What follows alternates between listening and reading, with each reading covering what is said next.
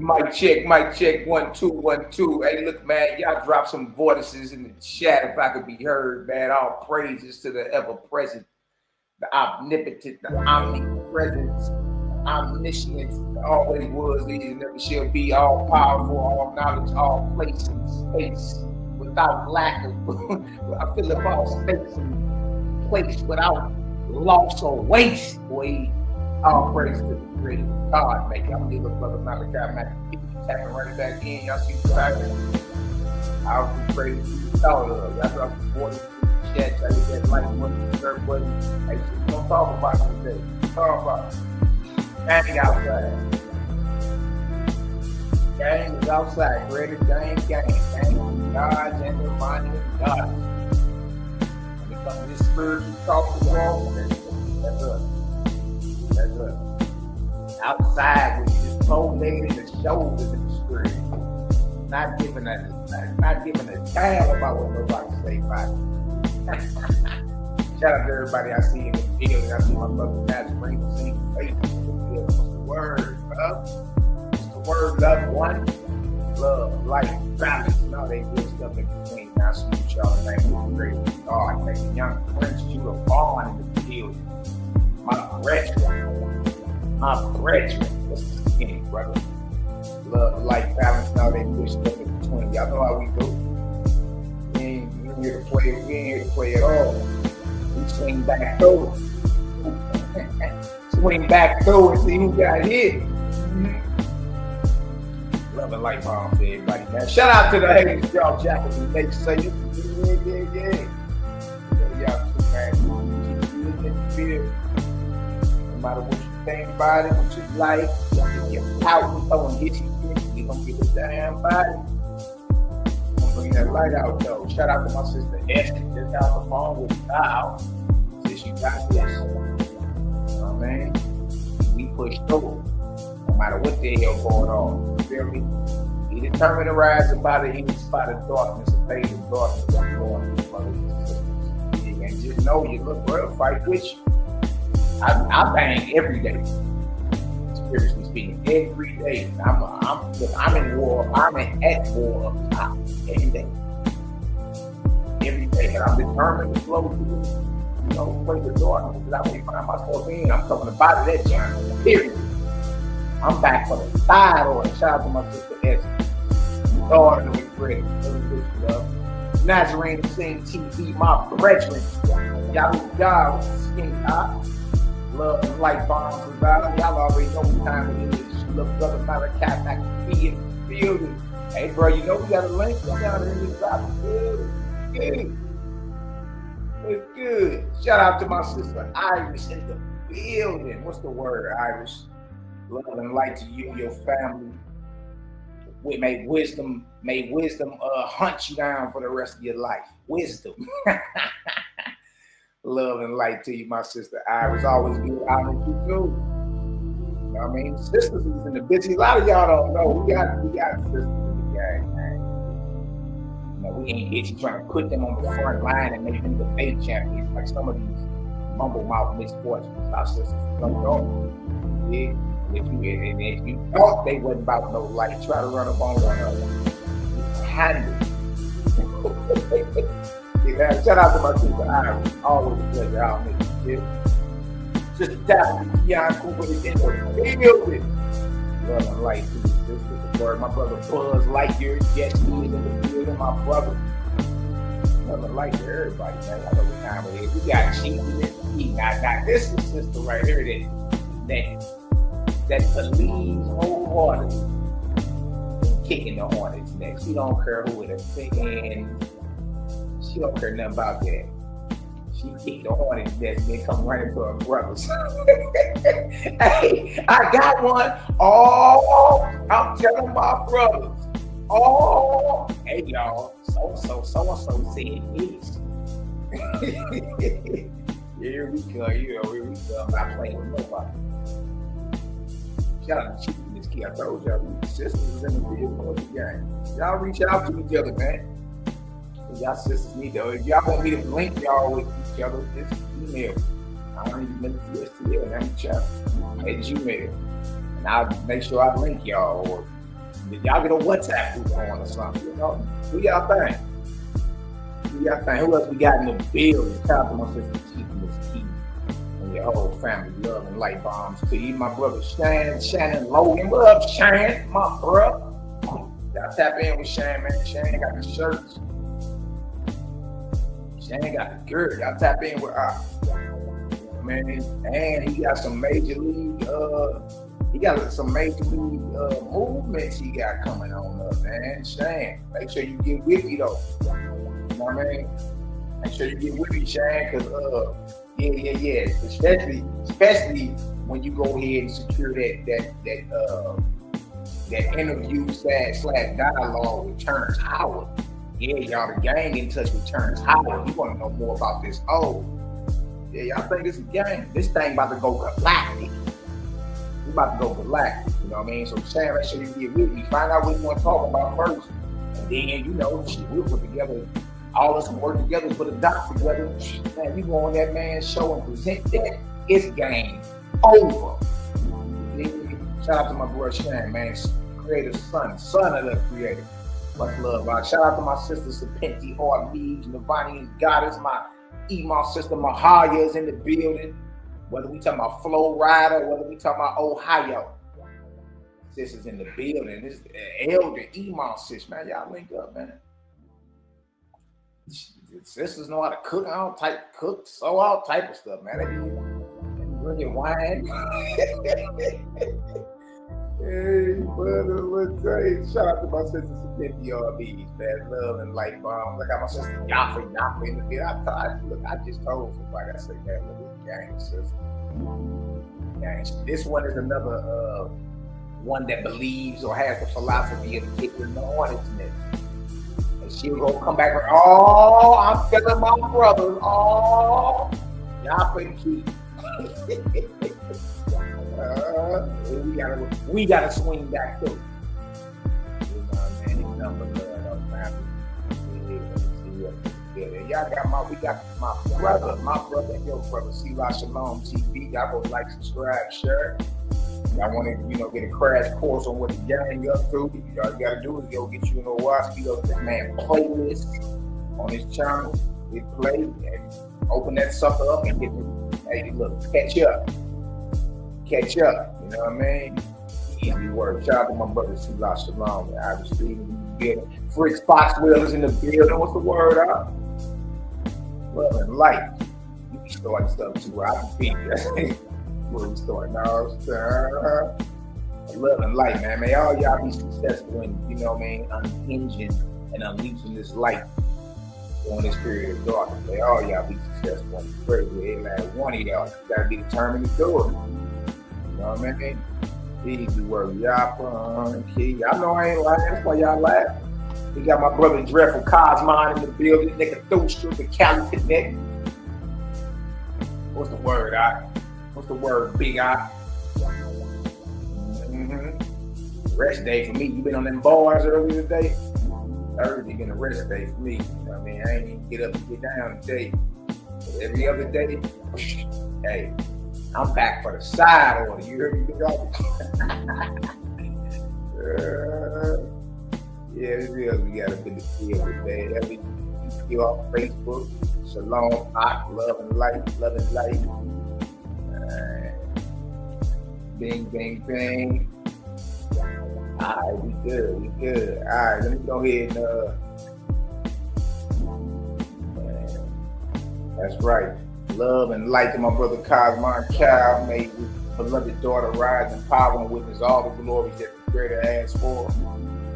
You know, man, y'all pour y'all love on our brother Cosmon Cal, Cosmon Kruger, the Cloud Kicker, the Raphael, the Turtle Gang. You know what I mean? Matter of fact, I'm about to swing through on him. So I'm about to see him in about a week or something. So I'm gonna make sure, I pour my love on my brother. Embrace my brother, and we're gonna take it from there. But y'all continue to uplift his family, his moms, his wife, his children, stepchildren, all the above. You know what I mean? Love and light. Y'all say she headed to Head to Detroit tomorrow. Yeah, I'm gonna be in Detroit next weekend. Every weekend. I'm back for the side order. What they talking about? Move around with it. Anybody know me? Know I can't stand this shit still. I gotta make me some moves. Feel me? Summertime too. Oh nah, man. You know me. I'm back for the side order. I ain't really getting those no tulips, mighty cuddle. Nah, get the hell out of my way. Yeah, he ain't got no time to be playing. Let me see. Okay, let me see. Bang. I'm in the building. My sister Lisa Edwards is in the building. Love and light to the house. You got here, y'all. Jay Frey, Josh, Shalom, brother. Miss you. Hey, I'll be right here. Everybody know where I be. I ain't hard to find. I'm in the park say, hey. Everybody know where we be at and what we be on. I mean, love and light. Yeah. I heard, man. Let me go ahead and get to this real quick. Good to see everybody in the building. Let's go ahead and share a few of these. Y'all know me. I like to bring the appetizer out before I bring out the full course meal. You smell me? So let me go ahead and do this real quick. Share screen. Bang. I'm back for the side order. Like my brother Cal said, I'm right back like I left something. That's what. Yeah. Create a gang. FOPE dis.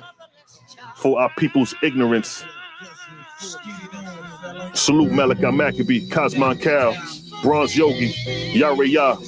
Create a gang. Peace to the goddesses. We're gonna set the record straight.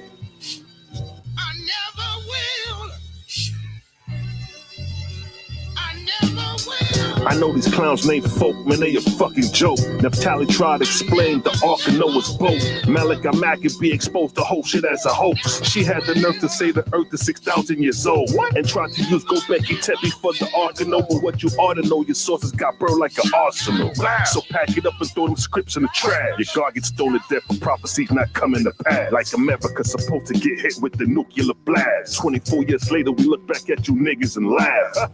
I should pick rocks and stone you niggas myself. Throw you in a lake of fire, watch your skin start to melt. Shawshan be the first to get blamed. When I heard the shots, look, left his people and ran. Damn. K. Judah, you fail to be a shooter. You not a teacher, you a tutor, hiding behind computers. Naphtali, you not ready for Mali. He exposed to go for wood from the Ark, come out of Cali. Long Beach, Naphtali better run a retreat. Your champion looking bad on these YouTube streets. When I waving the white flag as a sign of defeat. Bow down like Jehu and kiss the boot of my feet, nigga. Your Messiah can't save shit. Where was the Messiah when we was changing them slave ships? Praying to a God to return ain't say shit. The God of war got you niggas stuck in a slave pit. Talking about that's prophecy. More like propaganda from a false God democracy. FOP for our people's edification. You not edifying, but lying to the Israelite nation. Think you following God when you following Satan. Stiff-necked and stubborn like them goddamn Jamaicans. Come against Creator, gang, your doctrine's dying. When Mali cut Naphtali, she almost started crying. She ran to her husband and screamed, baby, I'm trying. That's what happens when you put a pussycat against a lion. Yeah, Creator gang is undefeated. FOP is washed up. Y'all put y'all goddess on the front line and she got her head blown off. Creator gang is undefeated. We out of here.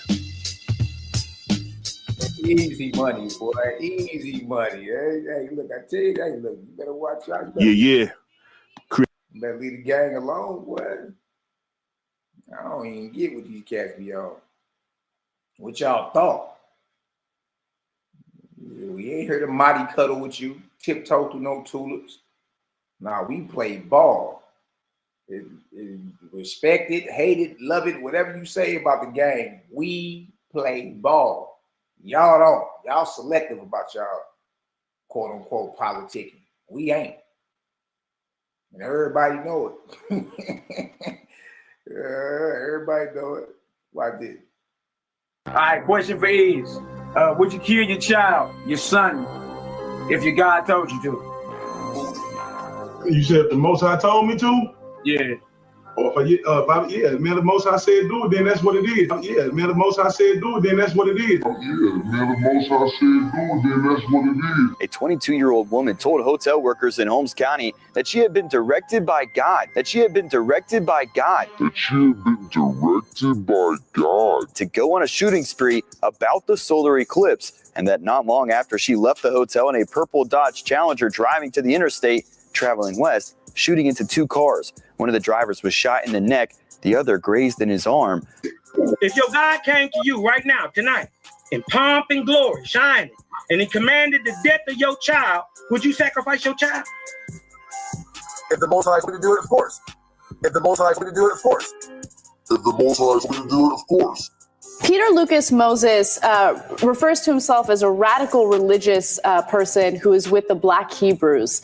And he just pleaded guilty to killing a 4-year-old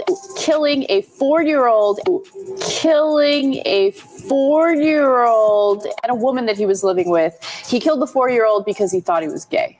Moses believed 4-year-old Higginbotham was homosexual. Klein says Moses took Higginbotham to the garage, played the Lord's Prayer in Hebrew and shot him. Played the Lord's Prayer in Hebrew and shot him. Played the Lord's Prayer in Hebrew and shot him. If God came to you and told you to sacrifice your kid, would you sacrifice your kid? Hell yeah.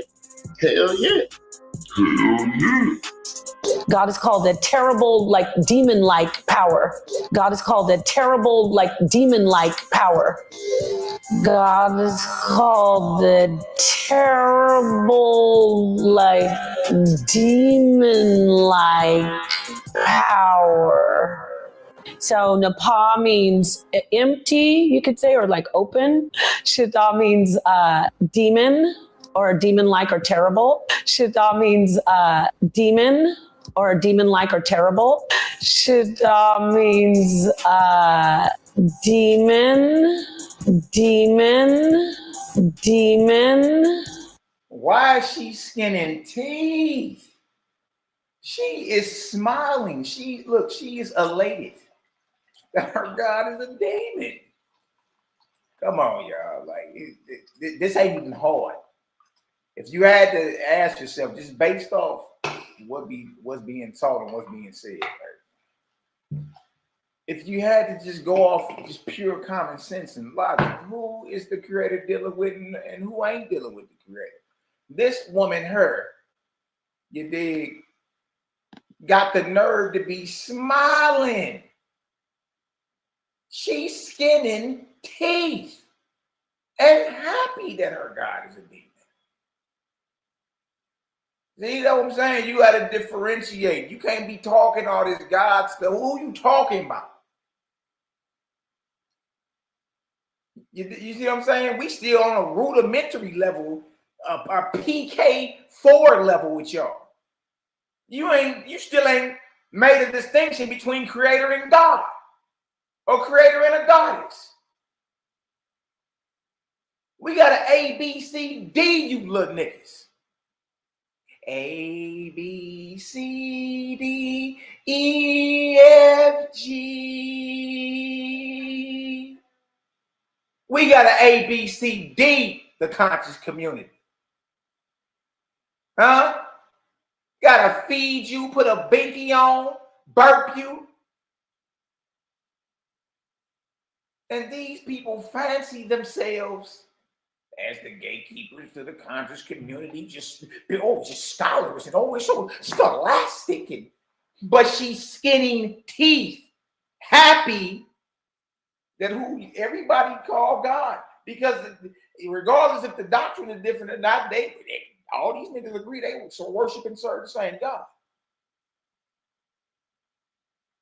So if I was to ask you, is the God she talking about, even though the name is up on the screen, is the God she talking about the same as yours?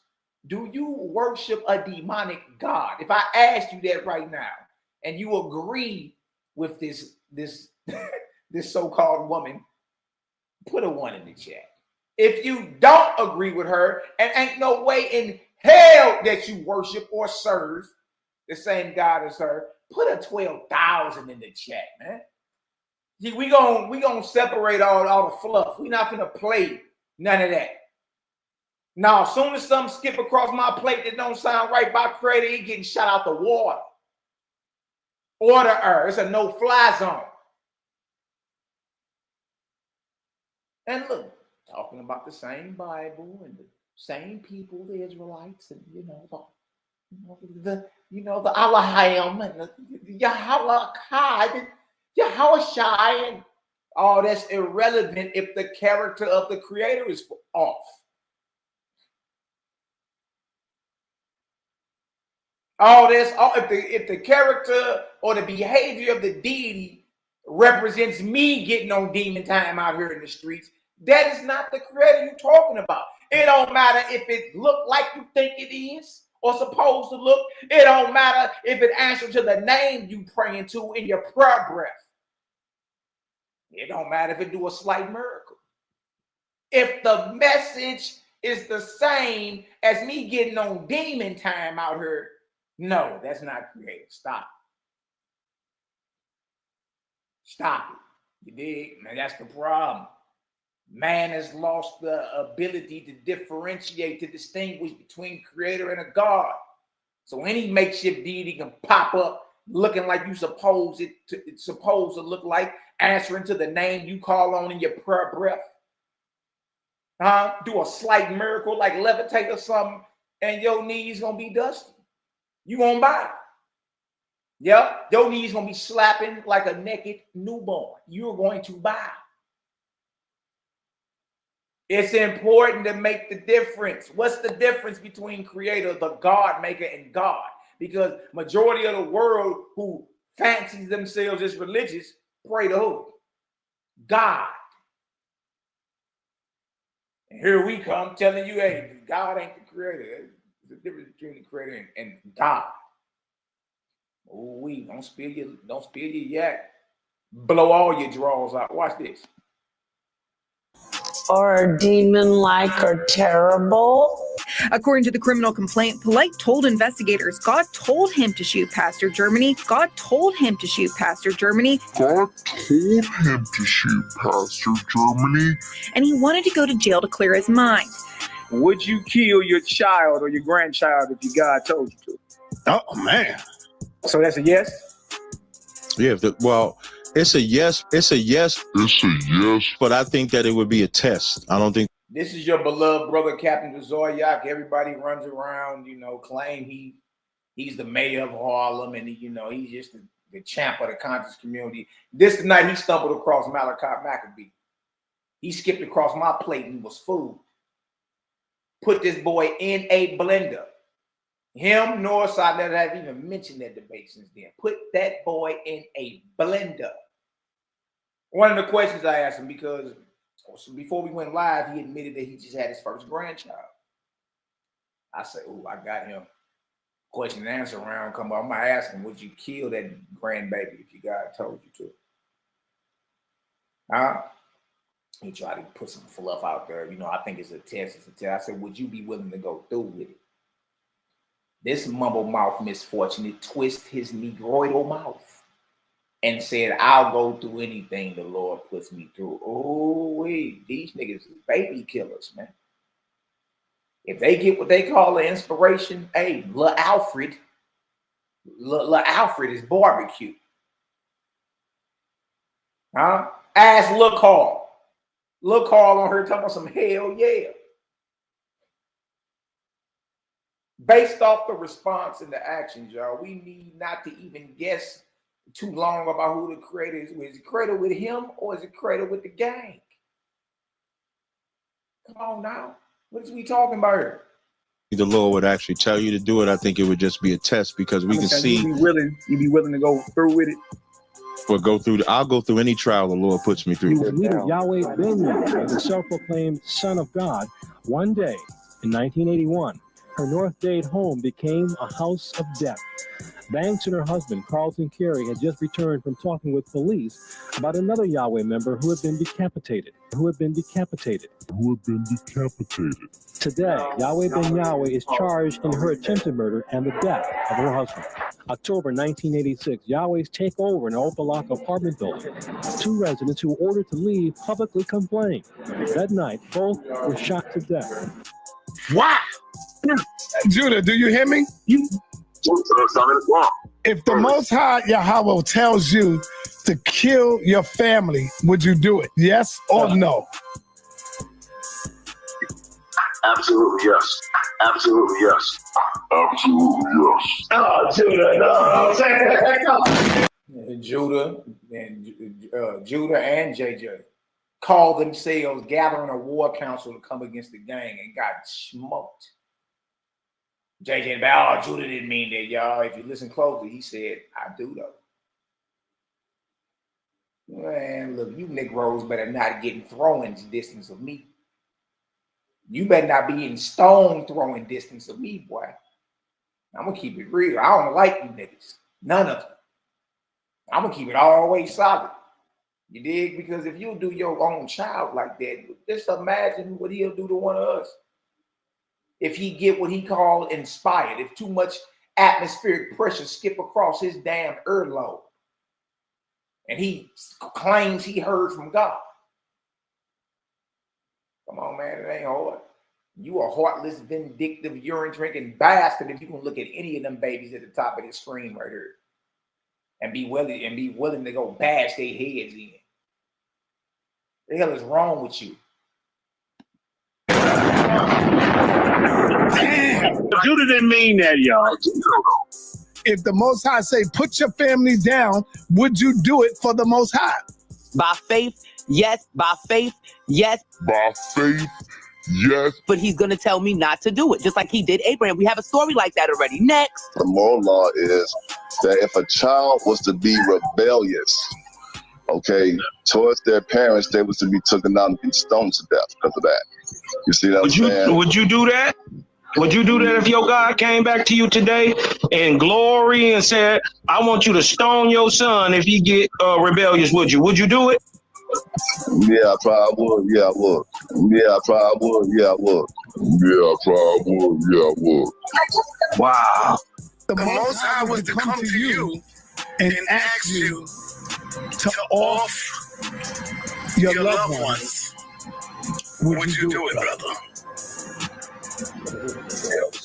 If I had made the mistake, if I didn't have ancestors inside of me and I made the mistake to make babies with outside nations, and then I heard the download from my ancestors saying that you need to put them away, yes, I will put them away. Yes, I will put them away. Yes, I will put them away. Okay, Judah Nazareth, if the Most High come to you and say, I want you to put down your family, I have a better movement for you that I need you to do, would you do it? They're out of here.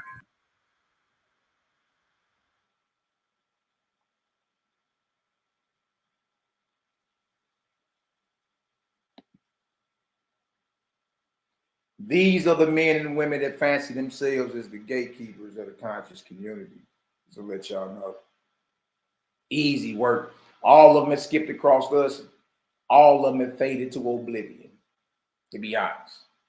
We're about to check out this video my brother Selah Shalom did 12 years ago. Who is Jehovah, the creator? And this goes right with the lesson. Right with the lesson. Good to see everybody in the building. Let's go ahead and cook. Let's get some understanding. Selah Shalom, and this is the Cosmon Teachings in the words of Jehovah and his angel ambassadors from the Cosmon Bible of WASPI. And this is a question and answer series 101, where I'm going to be going through a series of question and answers. The first one is going to be, who is Jehovah? Now, if you never read a WASPI, then you don't know Jehovah. Bold statement, right? I say this because the concept of Jehovah in the Bible has been corrupted due to poor translations from Hebrew, Greek, Latin to English. Now, you have people who still want to argue with me about the name Jehovah, telling me, oh, there's no J in Hebrew, like if I don't know that. Others telling me Jehovah or Hova means calamity when you look it up in the Strong's Concordance. And I already exposed the Strong's Concordance as the works of James Strong in 1890, where he and his assistants are responsible for interpreting and defining both the Hebrew and the Greek words in the Strong's Concordance. So Hova meaning calamity comes from James Strong's interpretation. Prior to 1890 present time, you will find no reference of Jehovah meaning calamity. So I already addressed these petty debates that some people hold strong to. And I will quote this verse from Owaspi that will summon up all these petty arguments by these newcomers to this knowledge. Now, Book of God's Word, chapter 1, verse 2, where it states, "Quabble not on names, saith Ahumazda." Ahumazda is the Persian expression or the Persian way of saying God, and Ormazd is equivalent to the Creator, Jehovah. Now, quabble not on names, saith Ahumazda, or God, nor on places, nor words. All places are my places. All words, my words. All names, my names. All truth is my speech. All facts is my voice. By my commandment shall all the nations of the earth be made to know me and my works.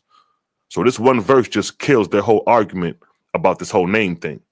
What does it say? Quabble not on names. And this is exactly what some of you are doing, quabbling over a name. And in this case, the name Jehovah. And these people are quarreling over the letter J, as if people would be condemned for pronouncing the letter J, or Jehovah with the J.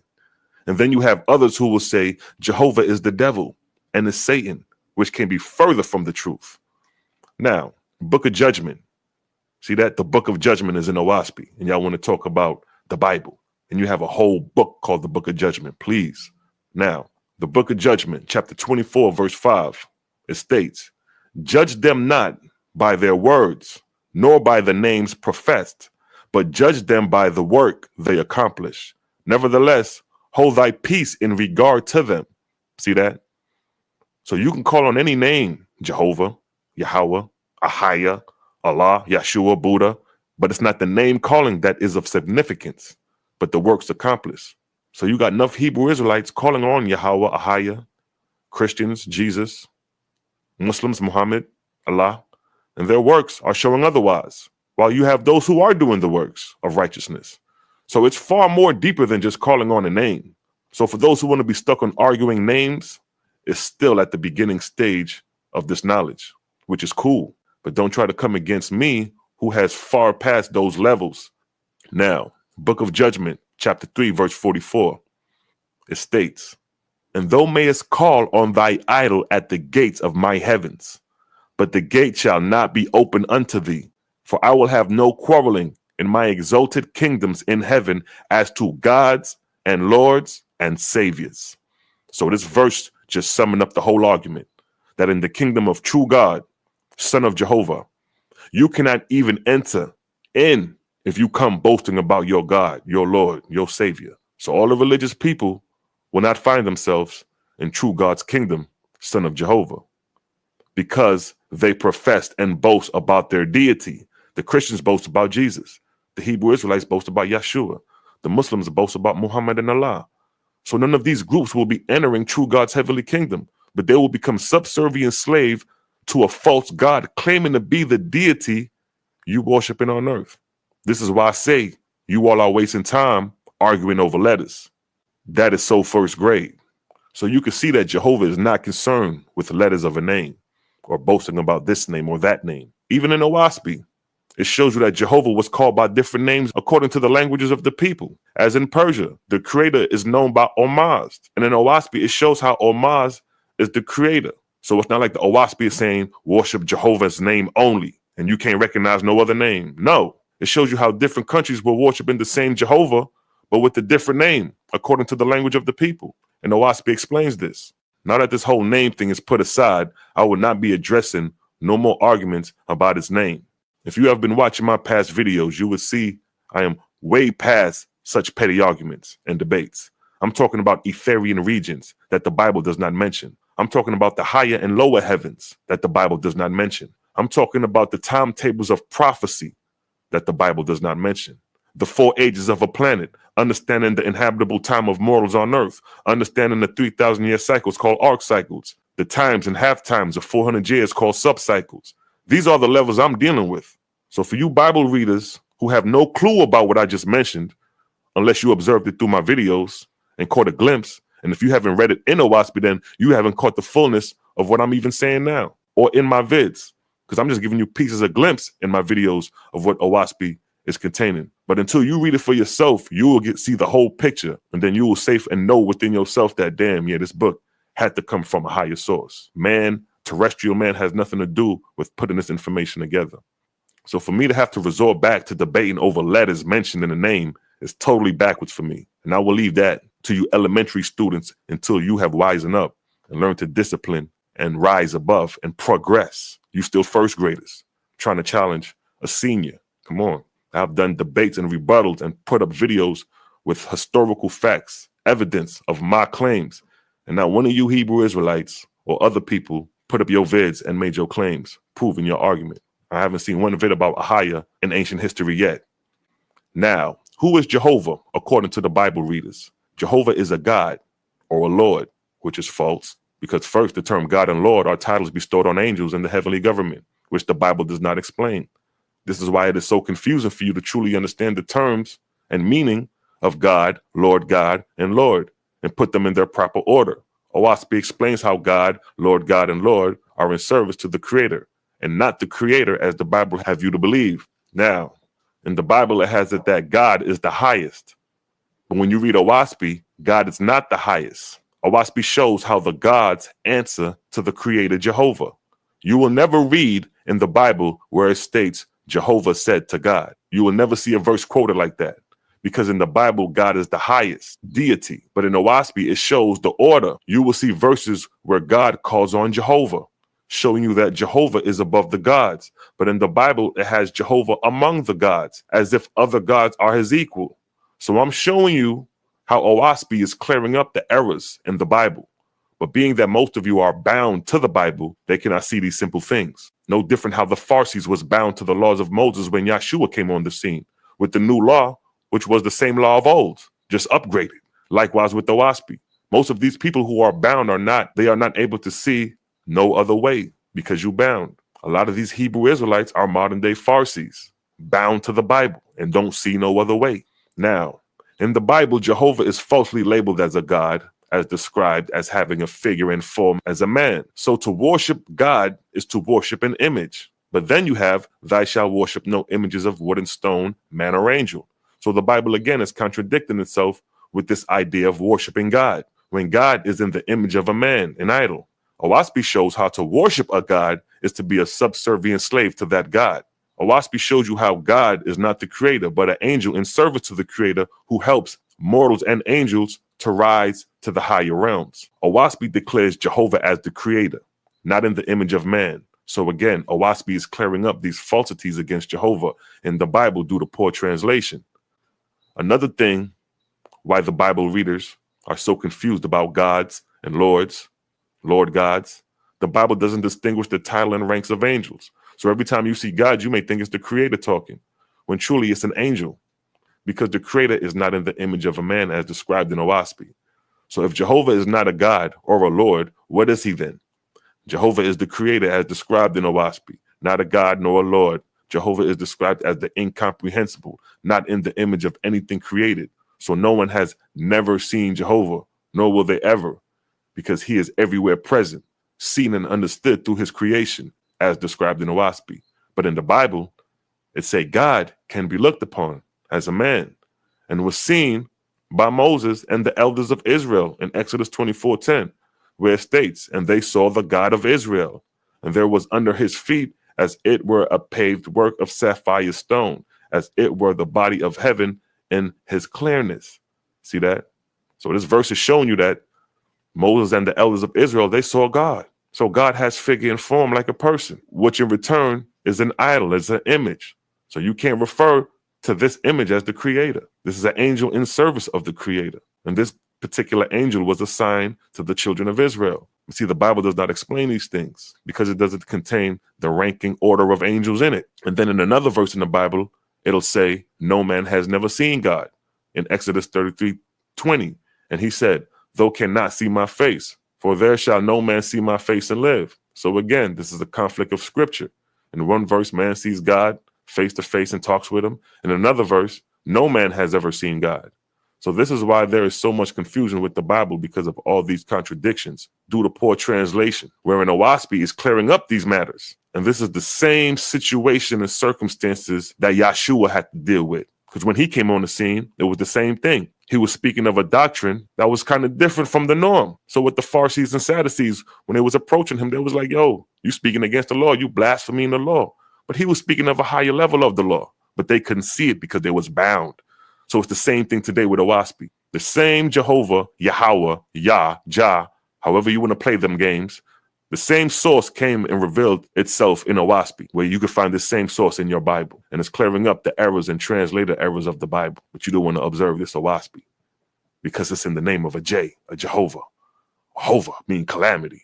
Oh, John Newbro's a white man. We don't read nothing from the Edomites. We don't read nothing from the white man. And this what makes the situation more genius. It shows how bound you really are when you try to confess that you're really free. See, I could see through these things because I didn't read the book. I have the fullness of the book. I have the fullness of the Bible. So when you read the Owaspi, you will see that Jehovah is the creator. And the angels or the gods, lords and Lord gods are in service to the Jehovah, the creator.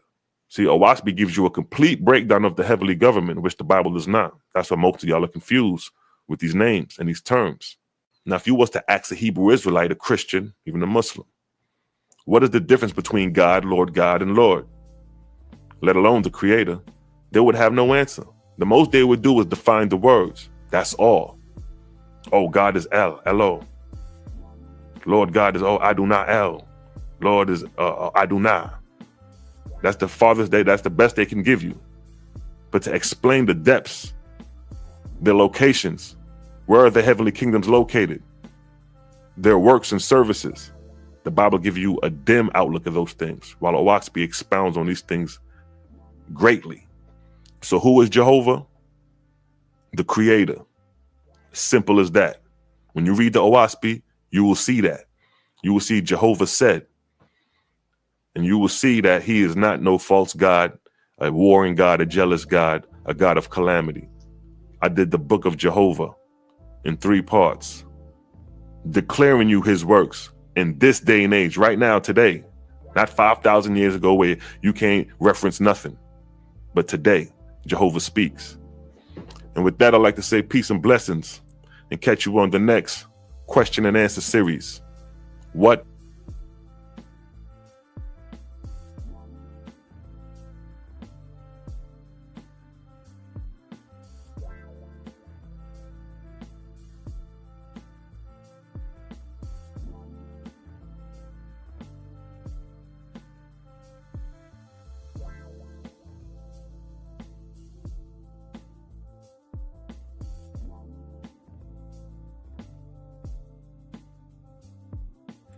I'm over here muted.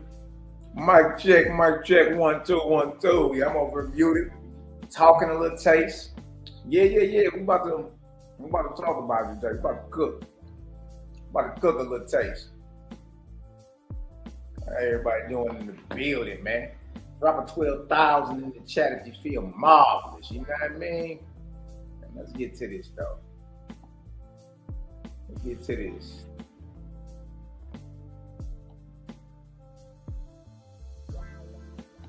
Yeah, you may be newer. Like, man, what was that he was talking about? The Owaspi he had up on the screen. There it is right there.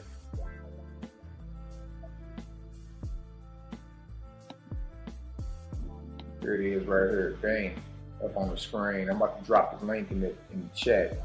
If you ain't got it. Yeah, you can go right there. Dang, what we talking about? All right, so you can get right online and follow along with us if you want to. Easy money, feel me? Easy money. All right, so what is this Owaspi he talking about? Most people ain't never heard of it. You know what I mean? And over here, we ain't scared to read nothing. You got the spirit of truth with you. You can rightly discern and divide and take what's beneficial for you and throw the rest of the dogs. That's how we deal with books over here. We take what we can practically apply on this righteous journey of ours, and we throw the rest of the dogs. It's just a spine-bound book, no more, no less. But books do have knowledge in them. Words of wisdom, right? So what is this Owaspy about? Owaspy actually means sky, earth, spirit. Oh, sky, earth, spirit. Practical guidebook, okay? So it's something you can put into practice then. It's a practical guidebook to the spiritual life. So it's something you could put into practice that will prepare you for that long journey we all got to go on. Nothing evil thus far. Nothing evil, nothing blood curdling. It just tell you it's a practical guidebook. It's a roadmap. But it's not only just a map, it's something that you can practically apply. It's practical. And it's about the spirit life. So in other words, something you can be doing in the flesh to prepare yourself for that journey we all got to take. That's a benefit for you. Standard edition, modern American language, that's a benefit. Ain't it? You ain't got to go to too many lexicons and concordances and cross compare the Hebrew with the Greek. It's just right there in the plain old language that you understand. Okay. What does it say? What is it about? It says you have a corporeal body and a spiritual body. Facts. Facts. Corporeal, physical. You have a corporeal body and a spiritual body. Right? Hear me and I will open your understanding. I come to free not only the corporeal man, the flesh man, but the spiritual man. You hear that?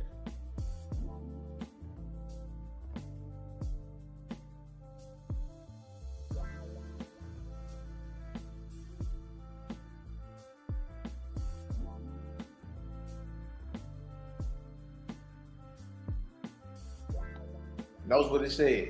It says, I come to free not only the corporeal man, but the spiritual man. So we all know we have spirit, we have a physical body and a spiritual body. Keep it simple. What is that body you moving around with in your dreams? Just keep it simple. You jumping over buildings, you 5 foot nothing in real life, but you dunking on the giants and all that. Come on, man. You have a physical body, we all know that, and you have a spiritual body. Nothing sideways thus far. Right? Look what it says. It says, yet with your freedom, you also attain to responsibility. Right? So we free. We're no man's slaves, correct? But with that, you got to be responsible for you. There ain't no more blaming white folk and blaming women and blaming whatever the hell you got going on. You free. You're no man's slave. You're no God's slave. So that means all your actions don't fall on anybody who owns you. Whether you talking about a physical slave master, or you talking about some type of God that has you through his many tools called religion. Once you understand you free, you're no man's slave. What the hell you mean? No God's slave either. All right, well that means every decision that you make is on you. It's on you. It ain't on nobody else, regardless of the outcome. You see? So yet with your freedom, black man, you also attain to responsibility. So that sooner or later, now or then. See, it ain't an if. I like that about the it's never an if. There's only a when. It's a time thing. Everyone eventually gonna be gang. Gonna be rocking with Creator. Everybody. Yeah, even the ones who fancy themselves as our enemies. Yeah, all them gonna be Creator gang, CGG. Watch. It's only a matter of time See, you dealing with something that you can't stop. You dealing with something that your very essence comes from. All things answer to Creator. None can avoid it. You can't avoid that. See? So it's a sooner or later. It's a time issue. It ain't an if. This ain't about no maybes and it might happen. Ain't none of that. It's only a time. It's only a when. You either gonna get down now or you gonna wait till later. You feel me? And you gonna wait till later and start then when we could have started now. What the hell is we waiting on, man? So that sooner or later, your fidelity, listen to that, your faithfulness, your loyalty, your fidelity to your Creator and to your fellow man, and righteousness, love, and good work shall become the most sacred study of your life. Y'all heard that? It says the fidelity to your Creator and your fellow man, your loyalty, your faithfulness.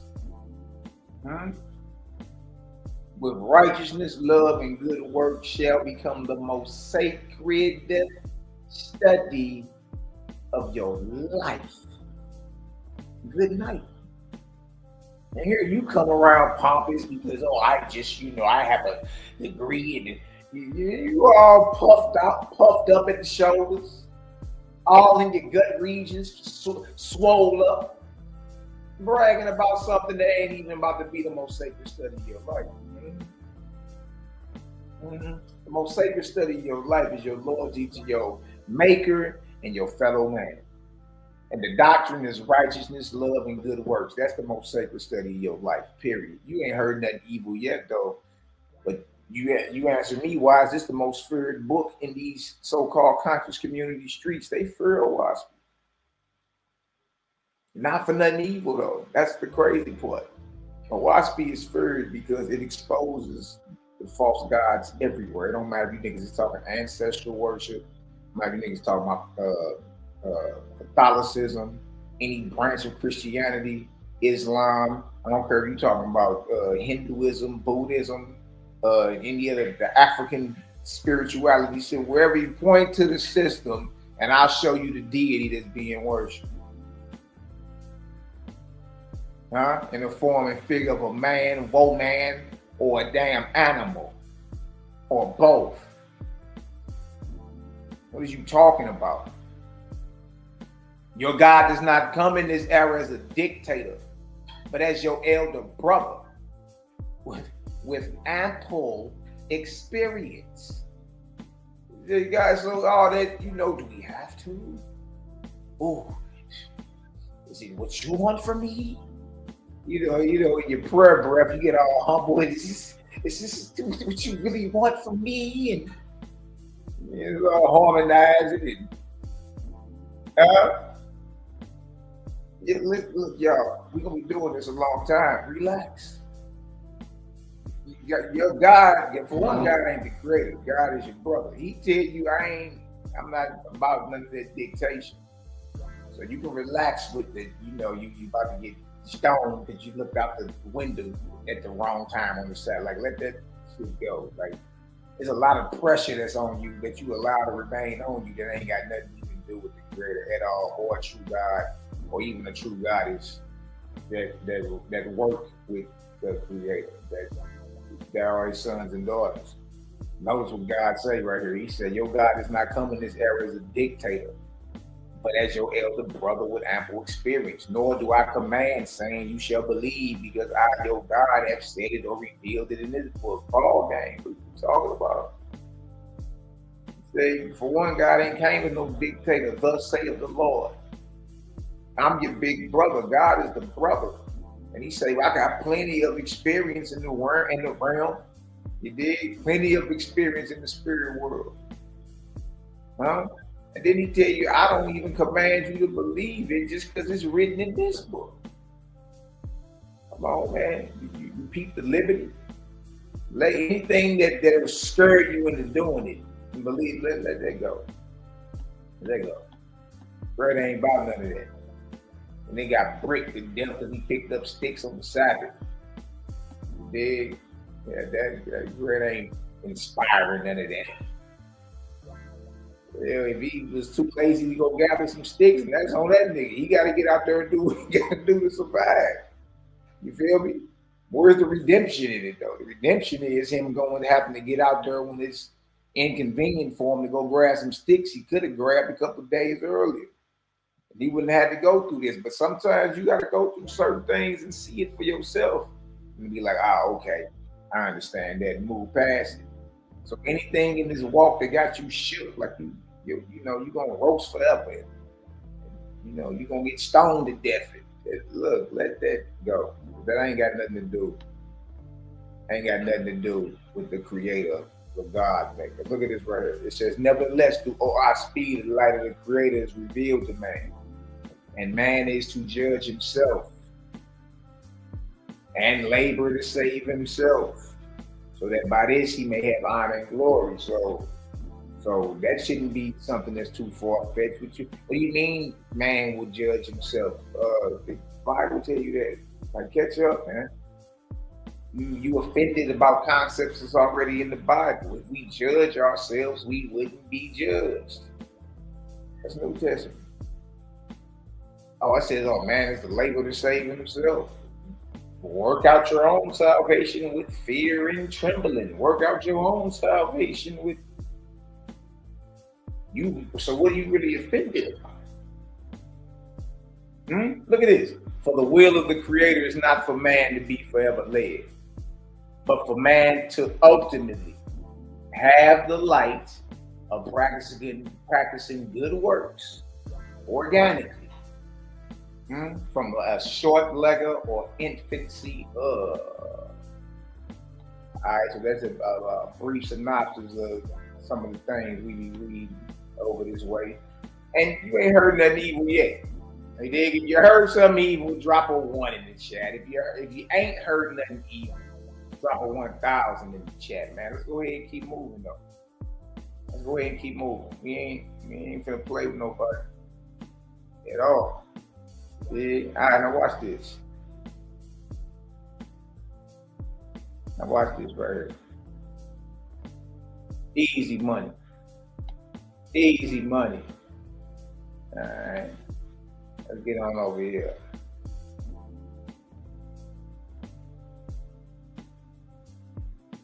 We ain't here to play no games, son. I wouldn't go to the Book of Discipline. Powerful read, man. Y'all see the title. Y'all see the topic of the class. How is the creator to be thought of? Like, what kind of understanding do you hold here? Think about it. What do you really think about your maker? Before you just run out there and start fumbling stories off about, we all grew up on Bible. We all read Bible with different lenses on, whether it was Christian lens, Israelite lens, you know what I mean? Any of that, right? But really challenge yourself. What we gonna do today? We're gonna challenge ourselves. What is it that you believe or know to be true about your maker? Could you have been compromised this whole time? Meaning, that you have been conditioned to receive a certain mindset about your maker, the creator, God's maker. Have you been conditioned to receive something opposite of your maker? You've grown and believe it so much that you know it to be true, and it's actually contrary to his character. That ain't even him. Like, dang, why would it be that? You got a command in the Bible, don't believe every spirit that says he's of God, but try the spirits. You got to challenge them spirits to prove themselves. Just skip across your earlobes, talking some, I'm your God. Look, just like you think and answer to the name you've been praying in your prayer breath. Eyes bloodshot red, afro white, woolly and green, voice of many waters. Do a slight miracle, man. Use a slave. Your knees gonna be knocking like a naked newborn. They gonna be slapping. You gonna get your kneecap because you're going to bow to that image you've already been conditioned to. Now here you go, right here in this. I speak, book of sky, earth, spirit. Notice what it says. It says God reveals who He is. God reveals who He is. All right, what about this, man? This deity danger warning. If you quoted and devoted to the deity, you about to hear some things that piss you off. Book of Discipline, chapter 1. I speak. God reveals who He is. Why would God have to reveal who He is? Why? Everybody worships God. Or El. Right? Everybody worships God or El. Elohim, or the apostle argument, Allahayim, you don't speak it, whatever. I know what this says, right to the point, right in your mouth, punch you right in your mouth with it. God reveals who He is. This is the word from the organic heaven. Hear the words of your God, oh man. Hear the words of your God, oh man. I am your brother. God is the brother, not the father, not the all parent. So who you've been praying to? You've been praying to God. Everybody has. If this is true, that means you've been praying to your brother of yours, an ancestor, and not the creator, God's maker. Look at this. Hear the words of your God, oh man. I am your brother, risen from mortality to a holy place in heaven. Prophet in my wisdom and be admonished by my love. So notice God tell you, I was once mortal. I've risen from mortality. I've gone through the process of resurrection. And where I'm at now, so He's saying, look, I'm your brother. I've been where you at, but you ain't been. You striving to be where I'm at. So profit in my wisdom, benefit from this, and be admonished, you understand? Corrected by my love. For as I am your elder brother, He double down on that. And this is true God, not a false God. All right? A true God is one who executes and does what the Creator sends Him to do by being, administrating and officiating over the heavenly kingdoms with an S until His appointed time is over. There's some more resurrection happening. Predecessors come up. That's a whole nother topic. But notice He doubled down on the fact that He's our elder brother. God is an ancestor. You see why this is the most feared book? Because everybody been praying to God. And praying to Creator. Everybody praying to God. And you got your Hebrew fanatics. They think just because they throw the Hebrew on Lord and say Yahweh or Adonai or Baal, big, and put the El on God or Elohim or Allahayim, God. Look at this. So He say, for as I am your elder brother, so shall it be with you. God say, what I'm doing, you gonna be doing one day. So shall it be with you to rise also in time to come and look back to mortals and call them to the exalted heavens of the Almighty. He say, so your job as God, or a goddess sisters, will be to do what you read right there. Look back to mortals and call them to the exalted heavens of the Almighty. Resurrection. Continue to rise. But it say, for as I am your elder brother, so shall it be with you to rise or resurrect also in time to come and look back to mortals and call them to the exalted heavens of the Almighty. Remember, this is God talking. This ain't the Creator. Look what God say in verse 4. To the Creator, to Jehovah, all adoration and glory forever.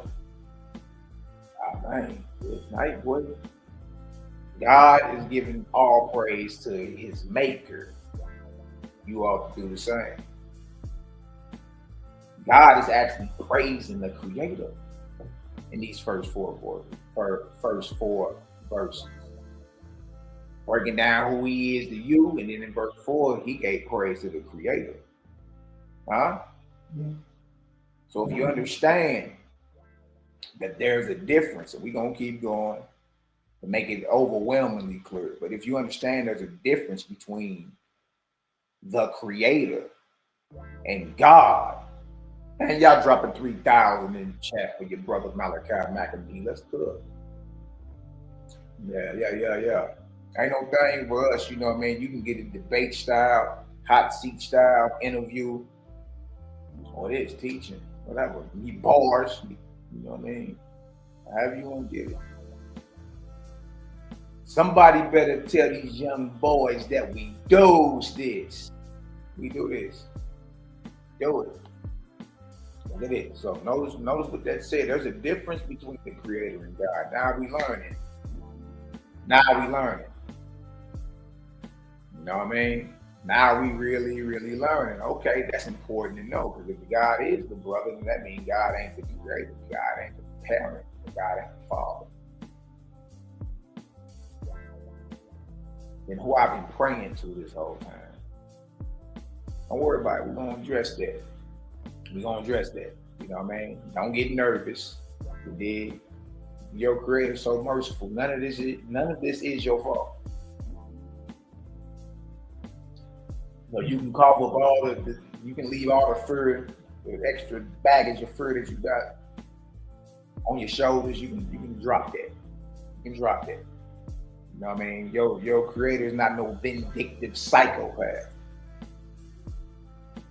that has an uncontrollable bloodlust. That ain't the Creator at all. Notice what God says: to Jehovah all adoration and glory forever. Amen. Look what else he say right here. Huh? He give it up to the Creator. How dare we allow anybody to shame us off of it? This is how God get down. Yeah, you mean? True God praises the Creator. You ought to do the same. And we ain't gonna let nobody convince us that doing that is wrong or doing that is evil. You see that? Look at this right here. It says all life, motion, power, things seen and unseen, or by and through him. Whew. Boy, that's a headshot. Huh? All life, motion, power. That's all motion, all power, and all things seen and all things unseen. Spirit world, or by and through him. Woo. Woo. Look at it, verse 6. Neither is there an angel in heaven so high, nor sufficiently wise to comprehend Jehovah in his entirety. This is God giving praise to the Creator, and he giving it up, saying there ain't an angel in heaven high enough. Huh? There ain't an angel in heaven high enough, nor sufficiently wise enough to comprehend your Maker, the Creator, God's Maker in his entirety. What is we even talking about here, man?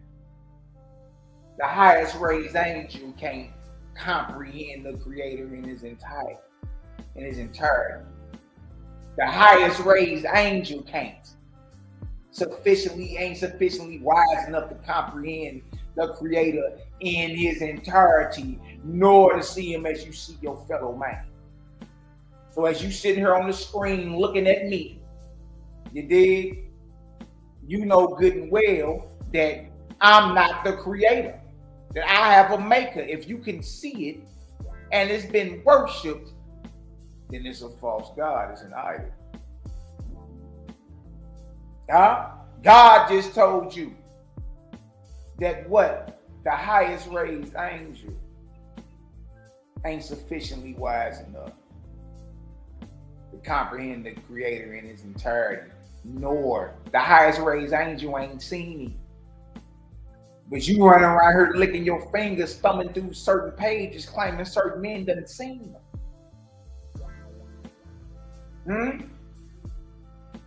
Nor to see him as you see your fellow man. Why? Why though?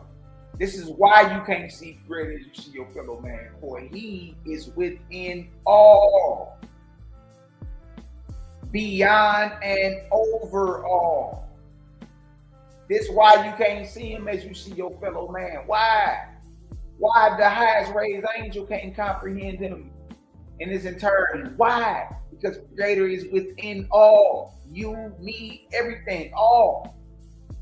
Beyond and over all.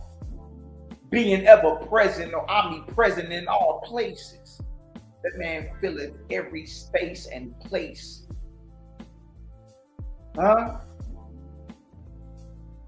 Doing by virtue of his presence, meaning creation cracks off because the Creator's presence is there.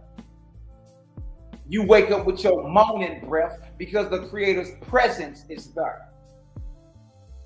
You wake yourself up. Quickening all the living, adorable above all things. Just these few verses is putting a dagger in.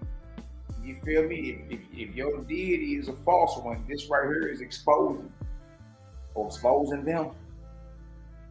That's why this book is the most feared book, because it exposes the tricks and traps of the false gods. And y'all, they everywhere. You ain't been doing nothing but worshiping. It's all ancestral worship. It's all ancestral worship. As the sun is to the light of day, so is the Creator to the understanding of all living. Upon which to contemplate is the road of everlasting life, rising in wisdom, love, and power forever. He say just to contemplate. God say if you just contemplate and just meditate on this, the day needs the sun, and our understanding needs the Creator. If you just contemplated and meditated on that right there, you're on the road of everlasting life. You will continue to rise in wisdom, rise in love, rise in power forever. Simple. He's saying, just think about me. Think about how beyond reach, but close I am. You see what I'm saying? He's within all, beyond, and over all. So he everywhere. To be honest, it's almost like we inside him. There's another version of Watch Me that says we are independent atoms of his. Like how else could he be everywhere? Within all of us and outside all of us if we not inside him? It's just something, something to think about, man. Look at this right here. It's right here. Hear your God, O man, and distinguish then that the two, God and Jehovah, God and Creator, remember, y'all, are not the same one. Nor is your God more than what you shall be in time to come. You hear what God, Son of the Creator, said? Look, I ain't the same as our Maker. And what I am, you won't be. Rise up, God. Rise up, Goddess. You dig? The brothers are gods in training and the sisters are goddesses in training. Because one day, if you choose to be, the Creator may dispatch you and your heavenly host to go manage the world and assist it on its path toward resurrection and higher life. But God put it on record. This is God revealing who He is. God is telling you, I'm not the Creator. I'm not the one to receive your prayers. I ain't the one you need to be praying to, but I'm your brother. Where you at, I was. I done passed through mortality. I've risen or going through the process of resurrection, and now I'm in a holy place in heaven. Hey, look, you can benefit from my wisdom and my love, man. I got some game to drop on. Yeah. So notice what God said. God said, look, I'm not the Creator. I'm not the Creator. Here you go praying to God and all your different, your different vowel points, and you're rolling your reshes and choking on your kets and your K's, and some of you call them Hashem and El or Yahweh or Yahuwah. I said Yahuwah one time. I said, oh, okay, Yahuwah, Yahweh, Ahaya, God, right? The God of Abraham, Isaac, and Jacob. God and Jehovah are not the same one. Nor is your God more than what you shall be in time to come. Look at this. You want to know the process? You want to know the system in order? Huh? What is it? What is it? First, mortality, life, right? Then death, which is the first resurrection. We get some understanding today. We all go through these processes of resurrection. All right, such are the spirits of the dead, angels dwelling with mortals upon the earth, where they abide, some for a few years, some for 100, some for 1,000 years or more. Look at that. First resurrection, the inorganic resurrection, are mortals who have died, crossed over, but have not risen above that level of darkness. You feel me? Like, that's what he was doing in his life. That's where he at. You know what I mean? Shit, he was always in the strip club and, you know what I mean, hanging out with the harlots. That's more than likely he gonna be one of them spirits to inspire men to do the same. And as long as you dwell here, I remember, for those who roll with the Creator, the earth is a classroom where you continue to graduate afterwards. For those who don't rock with the Creator, this becomes a prison. And your outdate is on you. Some for a few years, some for 100, some for 1,000 years. The second resurrection, angel organization in heaven and their abandonment of mortals, which is the second resurrection. So second resurrection, and then when we talk about abandonment of mortals, it's something like your earthly desires, your earthly affiliations, whether you gang banging or college gang banging, you an alpha, you a kappa, you a GD, crib, blood, whatever you call yourself. Right, all that to get to the second resurrection and beginning to move higher. All they gotta be abandoned. Our fleshly desires, not be able to control certain vices that we have. All they gotta be abandoned.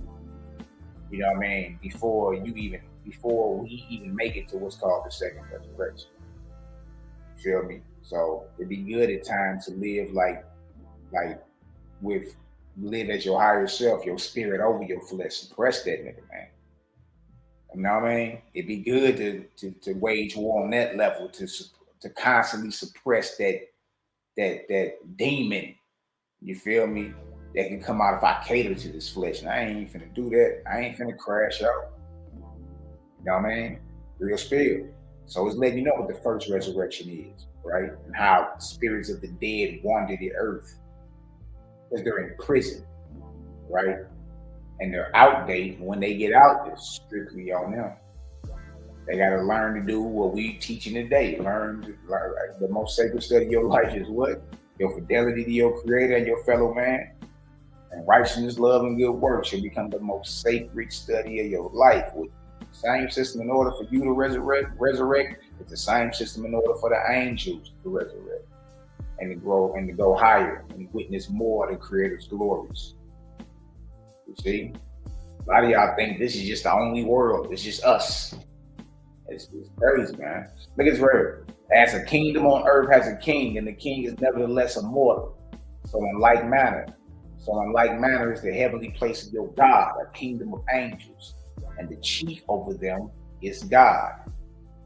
An angel also. Ooh, that hurt. Remember, you've been praying to God, and if that's true, that means God is an angel. That means God is an angel. Now, that may have made you spill your coffee. Like, hold on, man. God ain't no angel, man. What you talking about? God ain't no angel. And I know it's weird. It's like, what the hell you mean? Because in your mind, when you say God, you're thinking of the supreme being. Like, nah,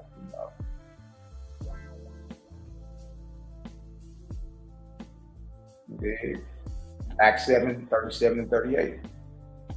Owaski just declared that God is an angel,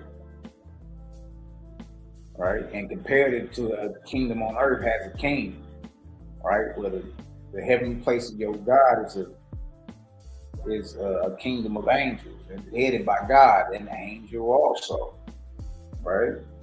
Now, you got people who may have been offended at that, but we have right here in the Bible. Acts 7, 37 and 38. This is that Moses which said unto the children of Israel, a prophet shall the Lord your God raise up unto you of your brethren, like unto me, him shall you hear. This is he, Moses, this is he that was in the church in the wilderness with the angel, which spake to him in the Mount Sinai. That's where you got the 10 Commandments at. That was God speaking to Moses, right? Well, according to Stephen, God is an angel.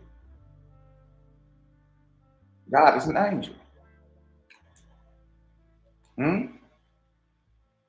This is he, Moses, that was in the church in the wilderness with the angel. The church is the assembly of Israel, the nation of Israel. This is he that was in the church in the wilderness with the angel, which spake to him in the Mount Sinai, and with our fathers who received the lively oracles of the commandments, to give unto us. Angel. An angel was in Mount Sinai. That was an angel that gave the lively oracles or the 10 Commandments to Moses. That's Acts 7:38. Go to Acts. Let's jump down though, because he repeats it. Repeats it in verse 53.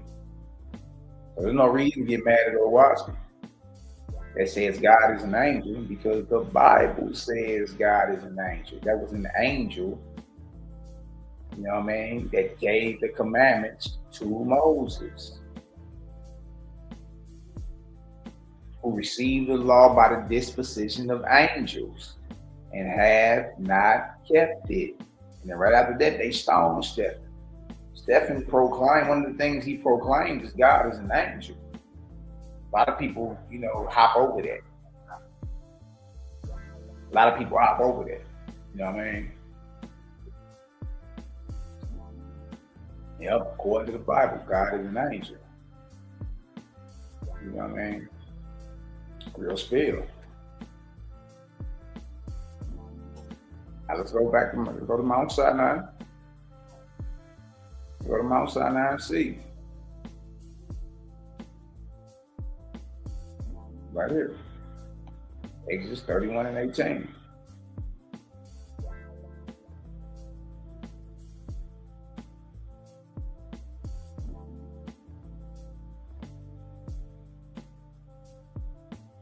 Exodus 31 and 18. 31 and 17. It is a sign between me and the children of Israel forever.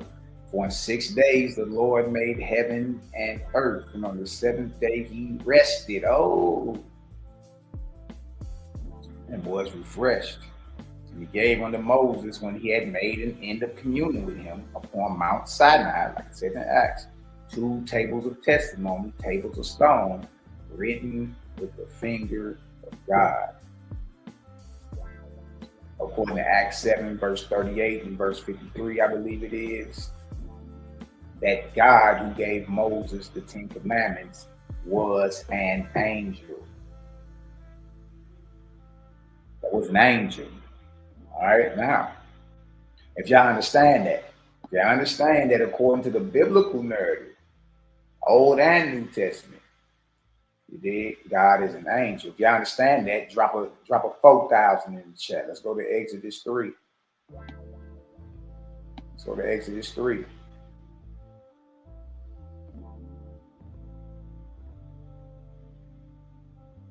Go to Exodus 3. Another interesting conversation.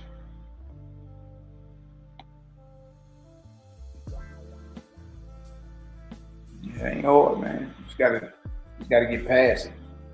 You gotta get past the fear and just look at it for what it is.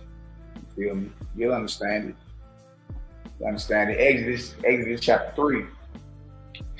Now Moses kept the flock of Jethro, his father-in-law, the priest of Midian. He led the flock to the backside of the desert that came to the mountain of God, even to Horeb. Horeb is another name for Sinai. Another name for Sinai, Mount Sinai. Right? Strong.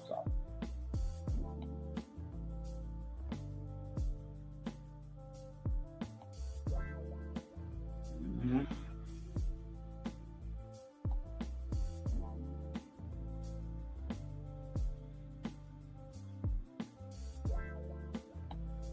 Strong's H 2722. Chorev. Second entry. Chorev. Now look at this right here, y'all. Here.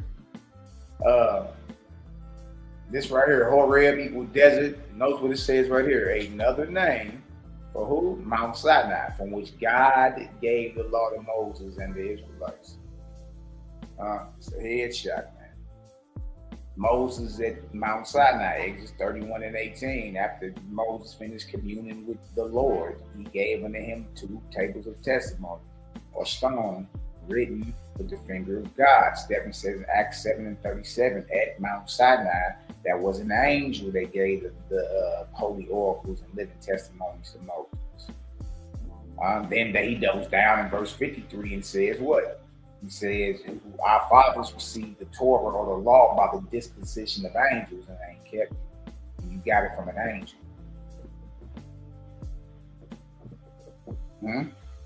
He was stoned right after that. So Horeb is another name for Mount Sinai. It's the same mountain. All right, just in case anybody ain't know that. Look at this, verse 2. And the angel of the Lord, so it's telling you this is one of the Lord's angels. Remember this.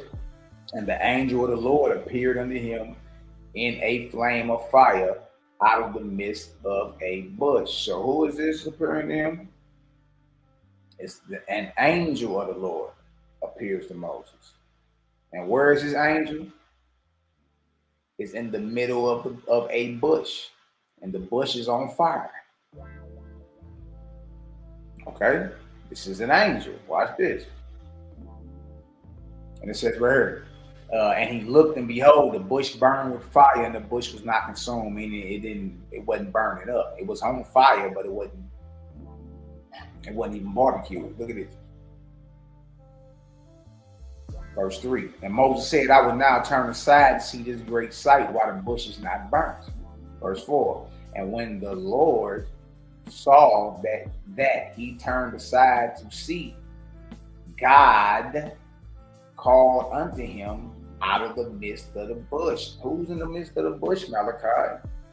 Verse 2. The angel of the Lord appeared unto him in a flame of fire out of the midst of the bush. It's an angel in the midst of this bush calling to Moses. Okay? Verse 2 says that's an angel in the middle of that bush. Verse 4 say God called to him out of the midst of the bush, or out of the middle of the bush. Verse 2 say this God is an angel. Okay? And said, Moses, Moses. And he said, here am I. Right here. And he said, draw not near hither. Put off your shoes from off your feet. For the place whereon you stand is holy ground. Moreover, he said, this is the angel. Verse 2 says in the middle of the bush. That verse 4 says is God calling unto him out of the midst of the bush. This is that same God or angel in the middle of the bush. Look how he identifies himself. Moreover, he said, I am the God of your father. This is the angel in verse 2 in the middle of the bush. That's the God in verse 4 in the middle of the bush. Speaking to Moses, told him to take his shoes off his feet, he on holy ground, and then he announces himself as the God of your father, the God of Abraham, the God of Isaac, and the God of Jacob. And Moses hid his face, for he was afraid to look upon God. Good night, 4:30 to God. God.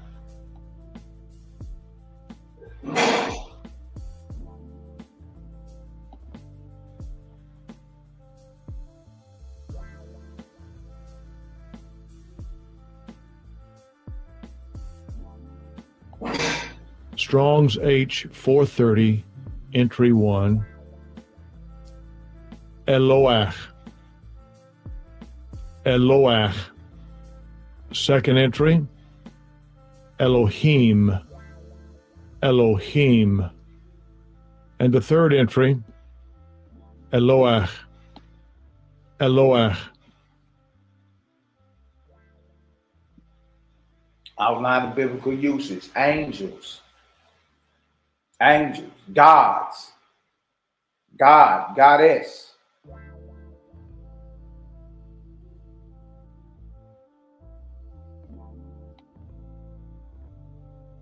Occasionally applied by way of deference to magistrates and sometimes as a superlative. Angels. So angels is in the definition of God, yes, or Elohim or El. So notice in verse 6, the angel in verse 2 in the middle of the bush who appeared to Moses starts speaking to him in like verse 4. But God called unto him out of the midst of the bush. Well, that's where the angel was at. All right, so God is the angel calling unto Moses out of the middle of the bush. And in verse 6, this same angel or God says that he's the God of Abraham, Isaac, and Jacob. Right? And Moses got shook because he didn't want to look upon God. And one of the definitions of God is an angel. So we shouldn't even be mad at what Owaski says. You know what I mean? We shouldn't even be mad that Owaski goes into that and breaks down the fact that God is an angel. No one should be mad. The Bible says it. Old and New Testament. If y'all understand that, drop a 5,000 in the chat. You understand that the Bible teaches that God is an angel. I mean, God is an angel too, just a female angel, female ancestor. That's it. Simple angel, really spooky. What your grandmama become when she died? A female ancestor, an angel. Yeah. Yeah. Bible already told you guys an angel. Well, that means that all of us has been puffed out of the chest, whether we've been zealots for the Christians or zealots for the whole Israelite thing. You feel me? The God, the supreme being behind it, the deity behind it, y'all, is an angel in form and figure of a man. It's jealous, vindictive, bloodthirsty.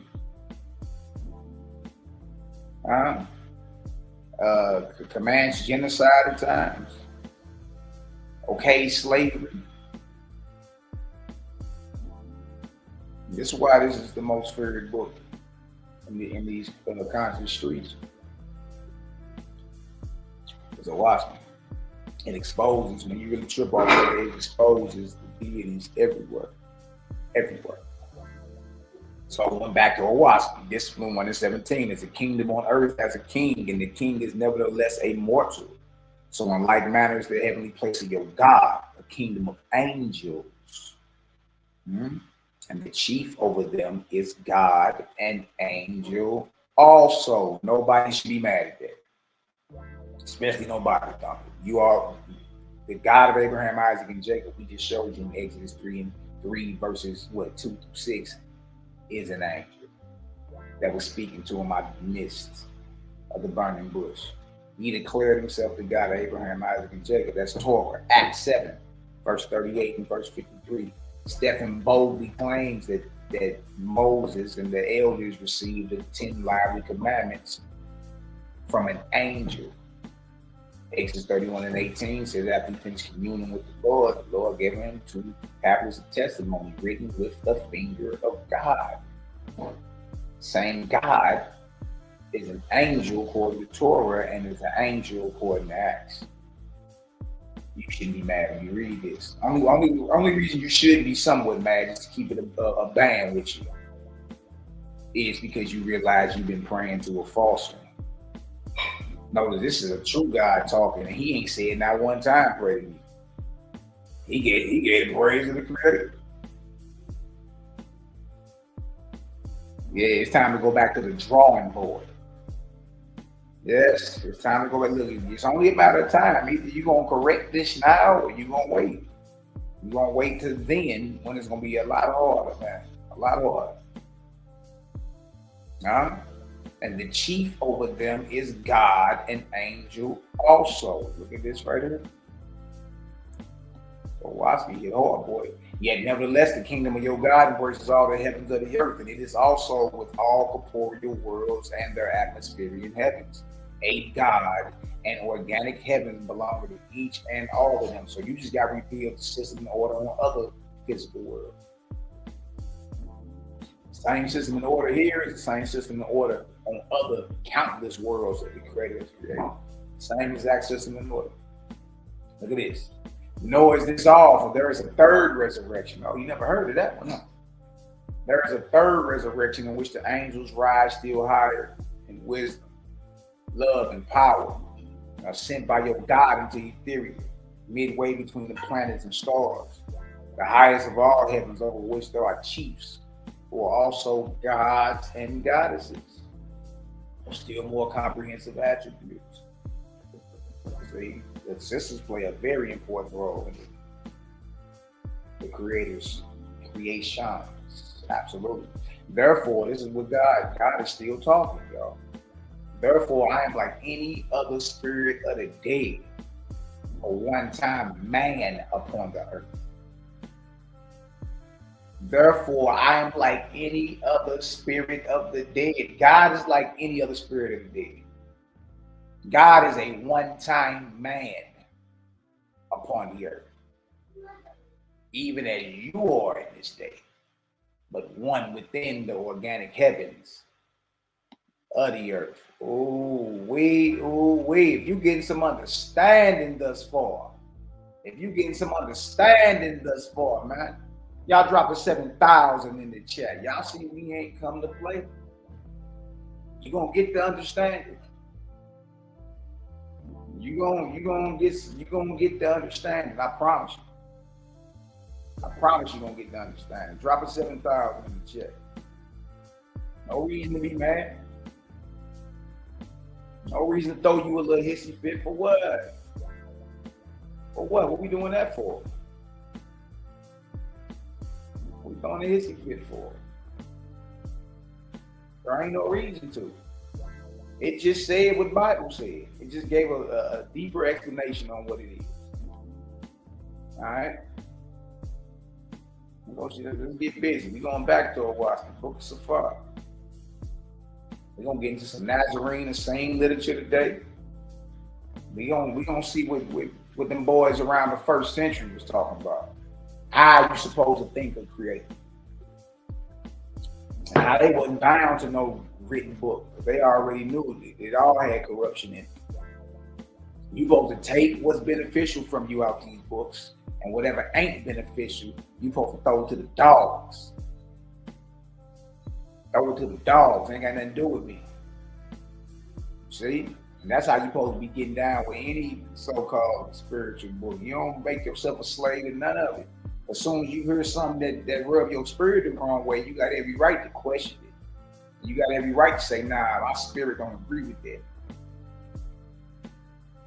That's just what it is. You're not blaspheming because of that. That's you trying the spirit by the spirit. Nah, my spirit don't even agree with that. What is that? Notice this. This is like a question and answer situation with this right here. Look at this. Look at this. Book of Safar. Dark or degree of gold giant. All right. The AA section of it. All right. So This is like a question and answer between like a master and an initiate type. You know what I mean? Somebody seeking to get some higher understanding. So it's more like a question and answer type thing, right? So the question comes out, who is the creator? Who is Jehovah? Answer, the great spirit. He who is over all and within all, the potent and unseen. It is he whose ever presence quickens in the life all that live. Oh, wait.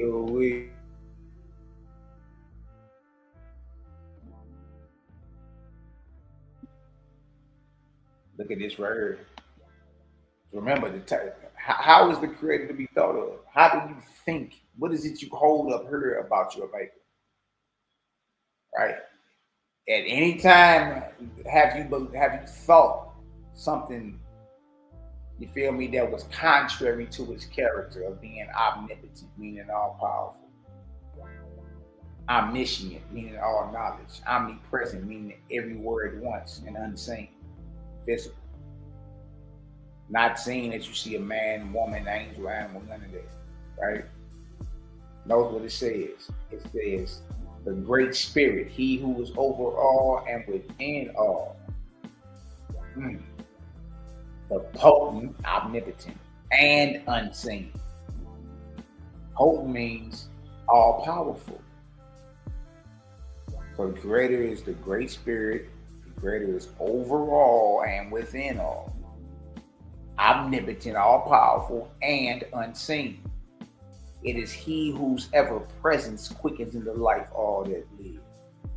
So you pulling breath through your nostrils right now because of the creator's presence. The sun and the moon does what it does because of the creator's presence. The creator is everywhere and yet unseen. Question come out. Where is the creator? Where is the great spirit? Answer, everywhere. Everywhere. No other place without him. You can't argue against that. You gonna say that he ain't everywhere. That there are places without him. Like, how do you argue against what the gang bringing out to you? So you don't have a higher light. You can't argue. Question comes out. Question comes out, right? Well, what is this form? Answer. No man can attain to know his form. What you mean? You don't know what he looked like? So hold on. No man can attain to know his form. So who was that showed Moses his backside on the mountain?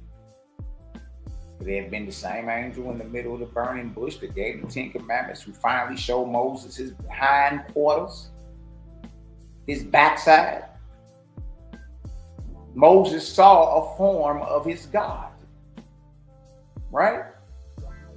Well, the question come out, well, what is the form? If he's everywhere and there's no place without him, then what is his form? What do we look like? That's all that question is asking when it says, what is his form? The question is, well, what do he look like then? Answer, no man can attain to know his form. So we can stop the black Jesus, white Jesus arguments, and this picture is holding to that picture. No man can attain to know his form. That means you ain't seen him. Michelangelo ain't seen him. Leonardo da Vinci ain't seen him. Nor your Bantu great uncle from the Congo, he ain't seen it.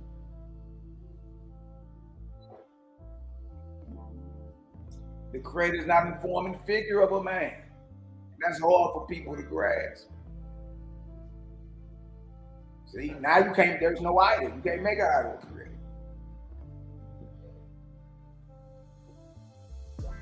No man can attain to know his form, nor the highest raised angel. We just read that earlier. It says right here, what is his extent? How far is his reach? No man can attain to know his extent. Oof. Boundless, huh? Question, Remember the class. The class is what? How is the creator to be thought of? And for any of those who fancy themselves as my enemies or our enemies, any one of y'all, you feel me? The only reason you about foaming at the mouth and ready to and try yourself to throw curses over this way is because it's being revealed you've been in cahoots and you've been in covenant with a false God this whole time. And I know that ain't an easy place to be. I've been there. But we give you something greater. It's your maker. It's God's maker. Whatever God you mumbled off your mouth with your prayer breath, you dig, is still a creation of the creator. Meaning who you praying to got a maker. And he ain't told you that. He got you thinking that he's the supreme being, and he's not.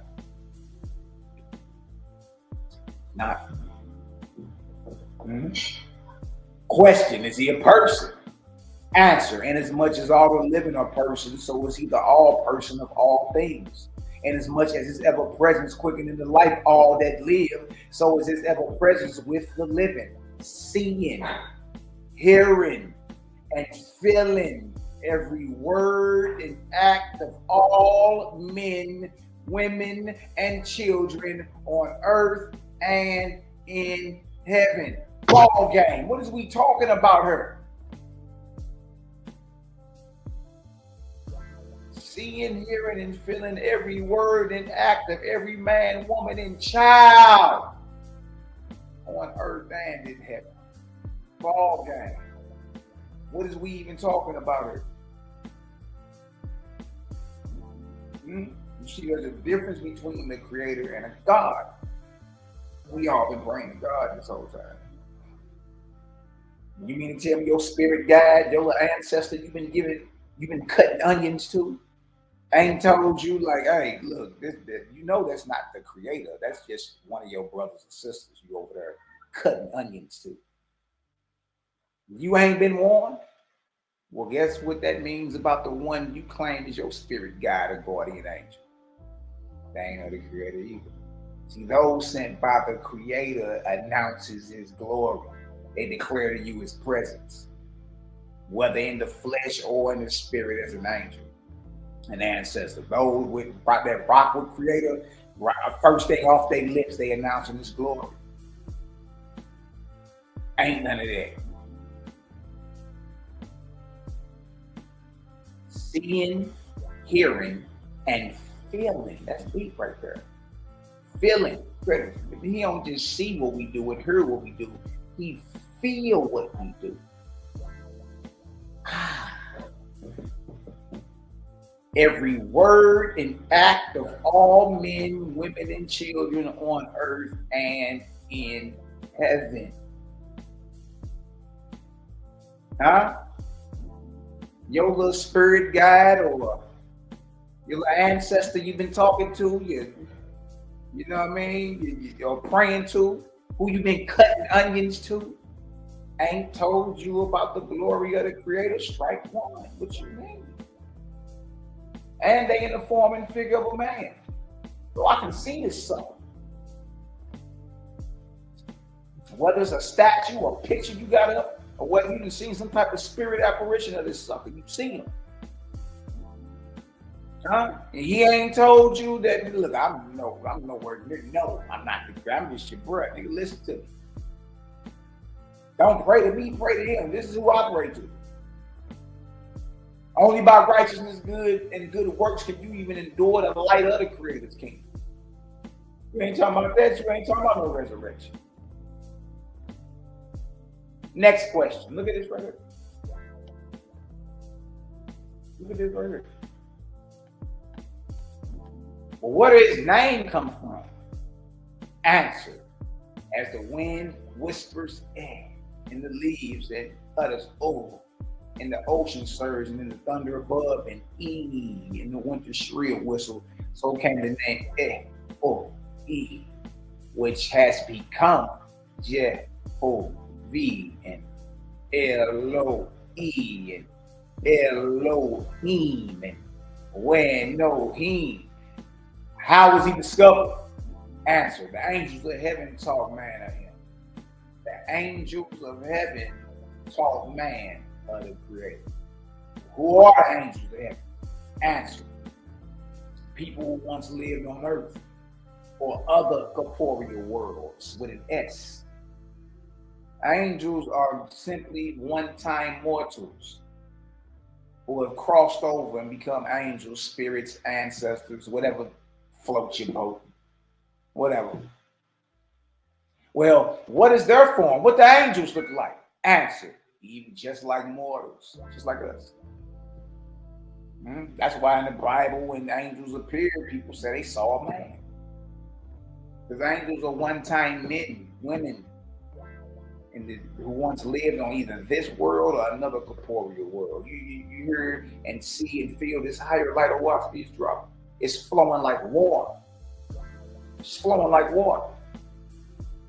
Huh? So we know angels have a form because they're one-time mortals. And angels are also, God is also an angel, but the Creator has no form. No man can see has grown to attain to know his form. No man has seen the Creator. None. Not the highest raised angel, none. That is question. Well, where is heaven? Answer. Worlds unseen by mortals fill the ethereal firmament above. These worlds are heaven. These are the spirit worlds with an S. These are the Ethereal worlds with an S. These are the abodes of the spirits of the dead. This is where this is where all your ancestors go to. You see, these Ethereal firmaments above. These are the abodes of the dead. You know what I mean? Those who begin and start their process of resurrection. Because either you rising or you fall. Either it's resurrection or declension. But repeat this. Both are on you. Your rise and your fall is on you. It ain't on nobody else. You know what I mean? So you might as well go ahead and get to it and start putting mostly good out. Put good out, man, so you can start getting good back. You know what I mean? In all sincerity, though. It is. How did the angels come from heaven down to the corporeal earth?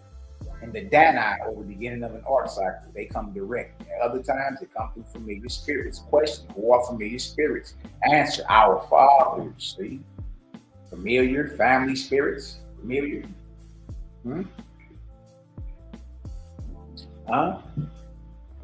Who are familiar spirits? Our fathers, mothers, brothers, sisters, other relatives and friends who have not been dead long. And other spirits who have not learned of or risen to the heavens above Earth's atmosphere, that haven't went through that process of resurrection. You know what I mean? Or there are relatives who ain't been dead long, who still wandering the earth. It's a wandering spirit. Many of these familiar spirits abide on the earth and with mortals. So yeah, there is paranormal activity popping off out there. Absolutely. But now you understand that these ain't number one-time mortals who have died and crossed over and have not started the process of resurrection. Because your rise and fall is simply on you, it ain't on nobody else. See that? It said, well, many of these abide on the earth and with mortals, some for a few years, some for 100, some for 1,000 or more years. No, I'm not trying to be locked down from the earth plane or the ground to the sky right above me. I'm out of here. Nah. It's time to go ahead and get to viewing more glories of the Creator. I'm not trying to be stuck here in a cage. Question, what is an idol? Answer, anything having form and figure that is worship. So if you can see it and it's worship, or if it has been seen and it's worshipped, it's prayed to. There are certain rites and ceremonies that happen to it. It has been seen. It is worship. Guess what that makes that? An idol. Jesus Christ is an idol. Jesus Christ was seen, right? He's in the form and figure of a man, came through the womb of a woman. You dig? And it's worshipped today, prayed to. That would make him an idol. He's been seen. He has form and figure. He's worshipped. Same with the Jehovah of the Old Testament. Make him an idol. He has form and figure. He's a man sitting on a throne with woolly hair. He's worshipped. He's prayed to. He's an idol. Him sitting on a throne right now, it's not him being ever present. Not everywhere at once. He's on a throne. He's sitting in a chair. So an idol, believe it or not, is anything that you can see and it is worship. That's an idol. All right? If y'all understand what an idol is, if you can see it and it is worshipped, any way, shape, or form, it is an idol. If y'all understand that, y'all drop a 10,000 in the chat, man. Easy work.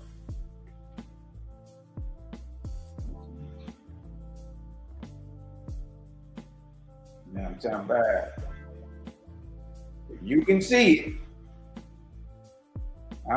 remember, they saw the God of Israel. The elders of Israel ate with the God of Israel.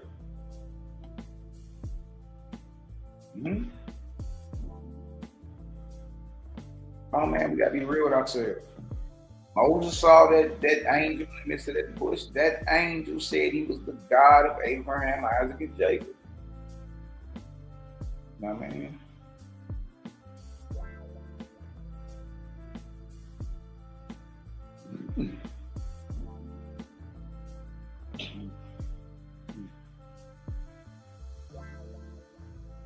Right here.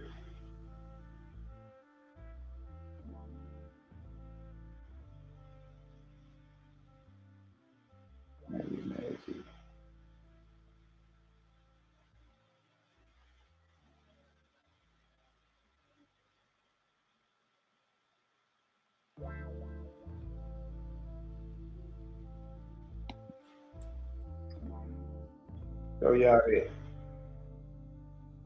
If you can see it or it has been seen, and it's worship, it's an idol.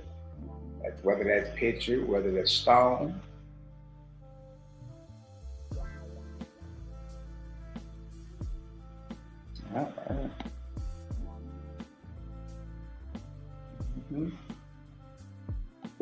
Remember, if you can see, if it has been seen and it's worship, y'all, it's an idol. And y'all, that's every god, every ancestor, and any spiritual system you point to together. There's some type of deity behind it. Even if the deity is yourself, you. Exodus 24:10, 24:9. Then went up Moses and Aharon, Nadab, and Abihu, and 70 of the elders of Israel. And they saw the God of Israel. And there was under his feet, as it were, paved work of a sapphire stone. And as it were, the body of heaven in his clearness. And upon the nobles of the children of Israel, he laid not his hand. Also, they saw God and did eat and drink. There is no reason to be mad, though, because Stephen said that God, the God of Abraham, Isaac, and Jacob, is an angel. Right? We go to Exodus 31:18, and it shows what? That after Moses finished communicating with God, he gave him 2 tables of stone on the table of testimony, written with God's finger. Right? That's what he said. Then we go to Exodus 3. You know, we go right to Torah when he first got introduced to the burning bush. Right?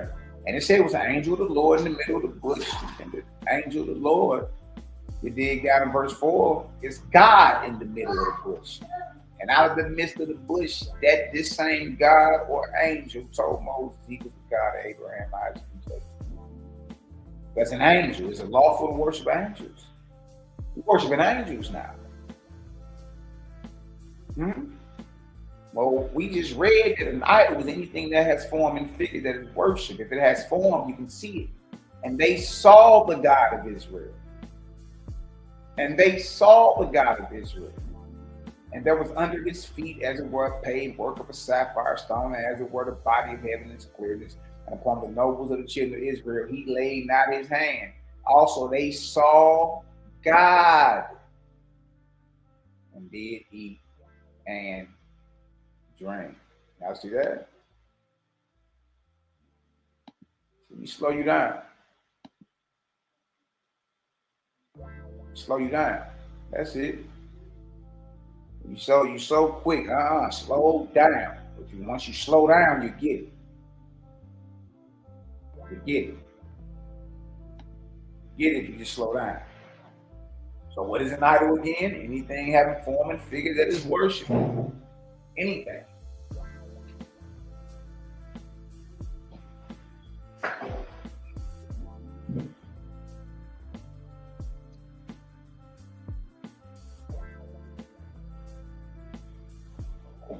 Anything having form and figure that is worship is an idol. You heard that? Now watch this. Well, the next question come out within, who is God? Answer, a spirit with a heavenly throne. A spirit with a heavenly throne, believed by people in darkness to be the creator of all things. Familiar spirits often call themselves God, and taught mortals to call them that also. Y'all hear that? It say God is a spirit with a heavenly throne. So true or false God? You got true God, he got a heavenly throne. And he sits on that throne in the name of the creator and does what the creator sent him to do. You have a false God who jumps out of the path of the creator and sets up his own kingdom and gets his own subjects and have them build his throne. But either way, a God is a one-time man or an angel who has crossed over, risen to the rank of God, and he has a heavenly throne. All right, so what's the difference between a true God and a false God, Malachi? Believed by people in darkness to be the creator of all things. So if I ask you, does your God sit on the throne? You say, yeah, and I say, do you worship this God? You say, yeah, and then I ask you, so that God is the creator of all things, right? And you go along to twist your mouth and say, yes, and you're only proving that the God you worship is an idol. It has form and figure, right? It's worship. And it's not omnipresent or ever present. It's sitting on a throne right now in a chair somewhere. It ain't everywhere. It said people in darkness believe that God is the creator of all things. Whew. Whew. You dig? I remember that little chop session Sheila I had with your boy Zoya. And the Zoya, but of course, Bible says God sits on the throne. But he's thinking this is the creator. No, God, whoever you've been praying to, has a maker, has a father. Period. There ain't no getting around it. A spirit with a heavenly throne, believed by people in darkness to be the creator of all things. Familiar spirits often call themselves God and taught mortals to call them that also. Question, who are saviors? Answer, familiar spirits who have kingdoms in the atmosphere or atmosphere, which by the ancients was called the lower heaven. Saviors are tyrants who make slaves of other spirits who believe in them. Who's your Lord and personal Savior? It says saviors are tyrants who make slaves of other spirits who believe in them. Their slaves are sent back to mortals as guardian angels or familiar spirits. You can go and talk to your spirit guide. You not knowing that's a familiar spirit or a slave to a savior. Who've been sent to you to keep you on the path of this false doctrine, for this false kingdom and this false God. You know what I'm saying? Without you knowing the character of the creator, you just free game. You just so gullible, all outside, just so spiritual, opening up every damn doorway. You ain't been told about these tyrants out here, these jack boys. These malevolent spirits, not benevolent, malevolent, who don't care nothing about you, want to bring you on. You see? And you paid for it. Their slaves are sent back to mortals as guardian angels or familiars in order to make captives of mortals after death, to make you a slave after death, to augment or build up the Savior's kingdoms in the atmosphere. Well, how can a man escape the toils of false lords, gods, saviors, and familiars? Excellent question. Now, a sister asked me that not that long ago. All right, this is what you do. Remember, this is practical. He shall covenant with the Creator every day of his life. All right, make sure y'all doing this. This is practical. He shall covenant with the Creator every day of his life and serve him by doing good works to others with all his wisdom and strength. That's step one. You want to escape the toils. You want to escape the oppression of these false lords, these false gods, saviors, and familiar spirits. Owaski gives you something practical you can apply right now. Remember I said earlier, you can let the fear go. You can let the fear go. You know what I mean?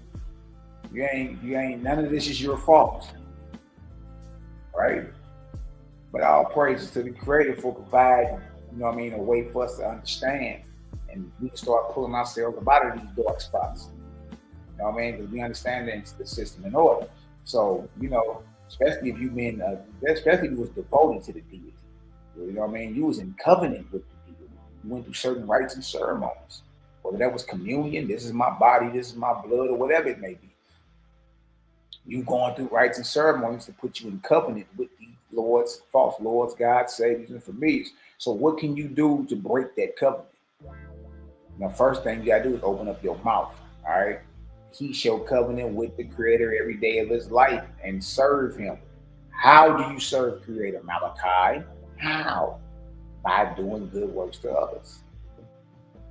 See, it ain't about what everybody's trying to force you into.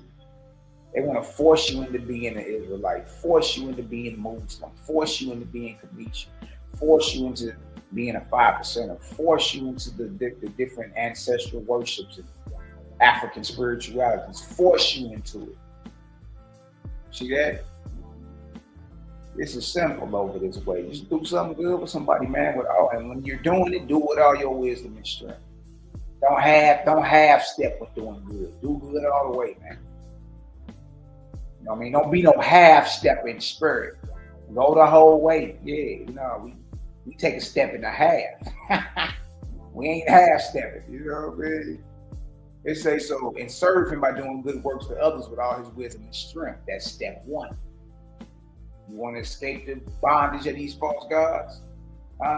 Get out here and do something good to somebody with all your wisdom and strength. Step one. Step two. Nor shall he call in prayer on the name of a Savior. Is Jesus your Lord and personal Savior? You know what I'm saying? Nor shall he call in prayer on the name of a Savior or God or any other spirit, but on the great Spirit only. In prayer you only pray to Creator. Creator is the great Spirit. So step one is get out here and do good to others with all your wisdom and strength. Step two is stop calling on these gods in your prayers. Stop it. Let it go. All right?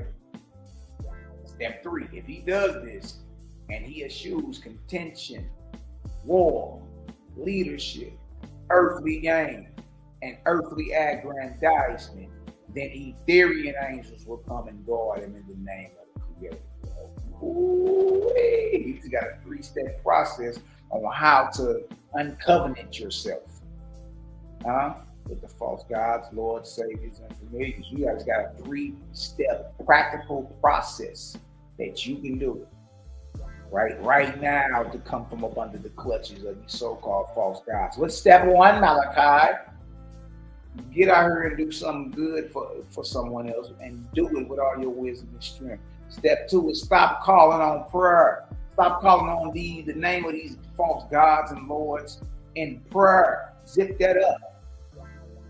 Only pray to the Creator. And 3, eschew contention, and avoid it.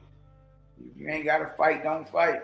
Eschew contention, war, leadership. Like this my show. They march to the beat of my drum. No.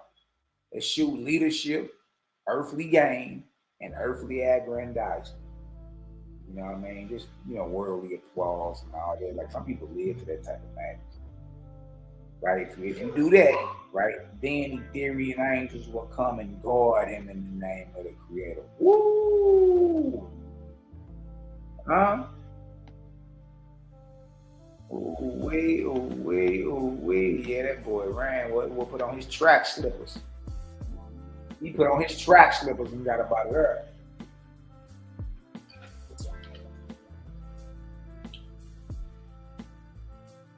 Ooh-wee.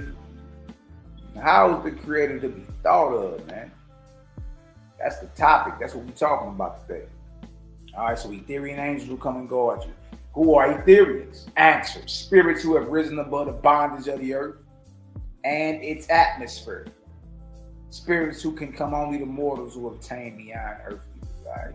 So the Ethereans are the high-raised angels who have resurrected or graduated not only from the earth, but also graduated outside of the earth's atmosphere. And now they're into outer space, what you call it. The Etherean worlds, the swirling galaxies. The abodes of the spirit worlds, basically. Yep. The high-raised angels will come and guard you. You just do these 3 simple things daily. Do something good to somebody with all your wisdom and strength. Stop calling on the name of these false-ass gods in prayer. Avoid warfare, contention, leadership. You're doing it just for the earthly gain, earthly aggrandizement. If you do that, right, and be sincere basically in what you do, right, in the high-raised angels. Yeah, real spill. Verse 44, has it not been said, do not swear at all? Answer: the Creator says, swear to your Father in heaven every day of your life. And you tell me, why are we shutting up communication with Creator? That don't make sense. Why would we? The Creator says, swear to your Father in heaven every day of your life. And if you fail to keep your oath, you shall renew it on the following day with repentance. But in all swearing, it shall be for perfecting oneself for the glory of the Father. See? That communion need to be about, perfecting your talents, get yourself together. You know what I mean? So you can be an asset to others. And it's all the Father's glory. You see that? It will take ego and all that about it. And take ego and that about it. You know what I mean? Ooh-wee. If y'all get some understanding, y'all drop an 8,000 in the chat, man. CGG is in the building. Title of the class is How Was the Creator to Be Thought of? Malaki. Now drop an 8,000 in the chat, man. Fill my mugs up real quick. I'll be right back. Let's go. Let's go.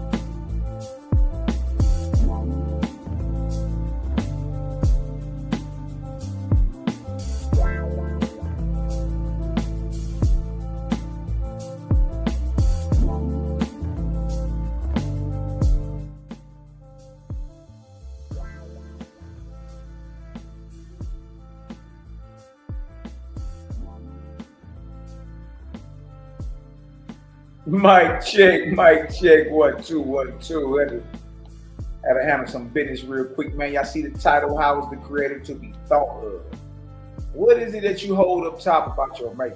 You feel me? A lot of people don't understand that. You know, you just as idolatrous if you hold the form and figure of your God in the image of a man sitting on the throne in your head.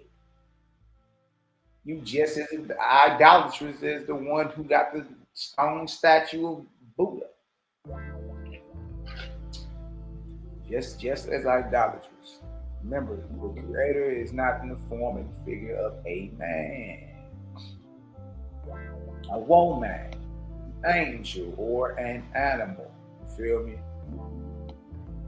Love and light to the family.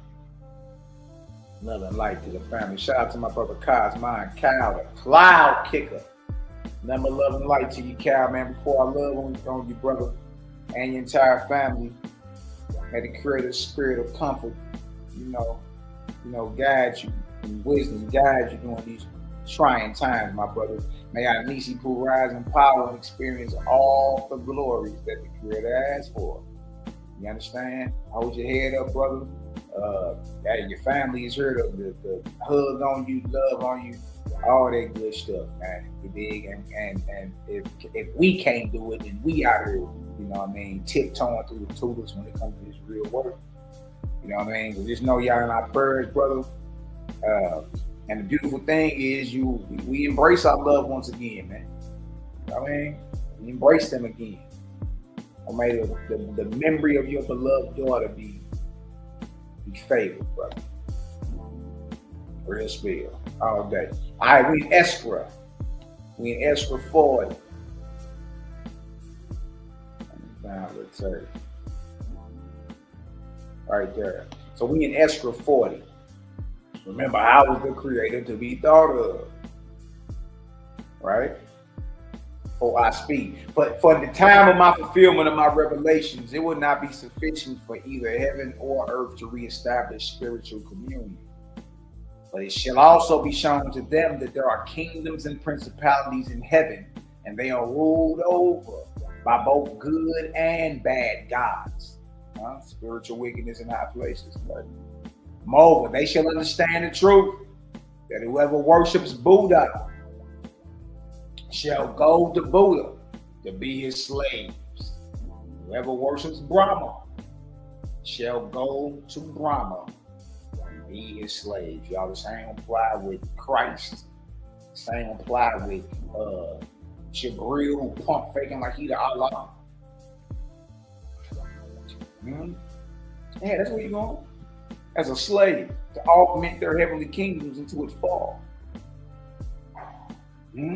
Verse 15, I will make it plain to them that the worship of spirit, though he is a God, is simply the giving of their own souls into bondage. For they shall in that day understand that the great spirit, the ever present, is not an idol. Is not an idol in the figure of a man sitting on a throne. Good night, boy. Good night, boy.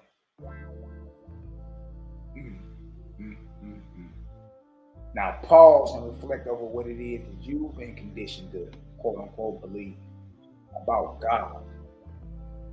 Type some of the things in the chat that you've been conditioned to believe about God that you are finding out today, or you already know that that is not in line with the character of the Creator.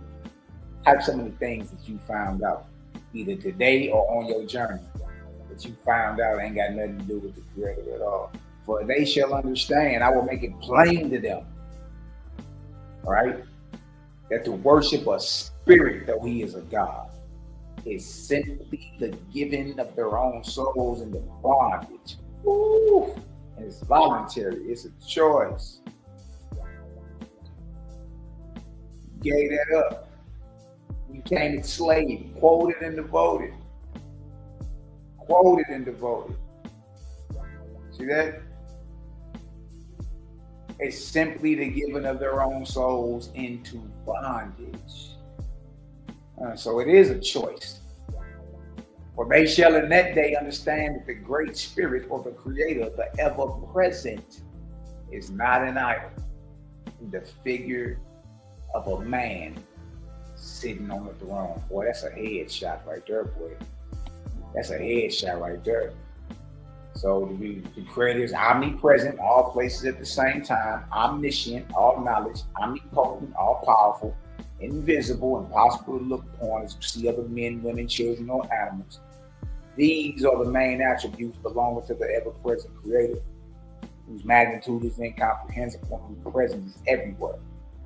Let's look deep into more characteristics and compare and contrast the ever-present creator versus the localized deity. Let's scroll down some. That's a good one too. That's about Abraham. You know what I mean? The burnt sacrifices, the chopped off goat heads. Y'all seen that before.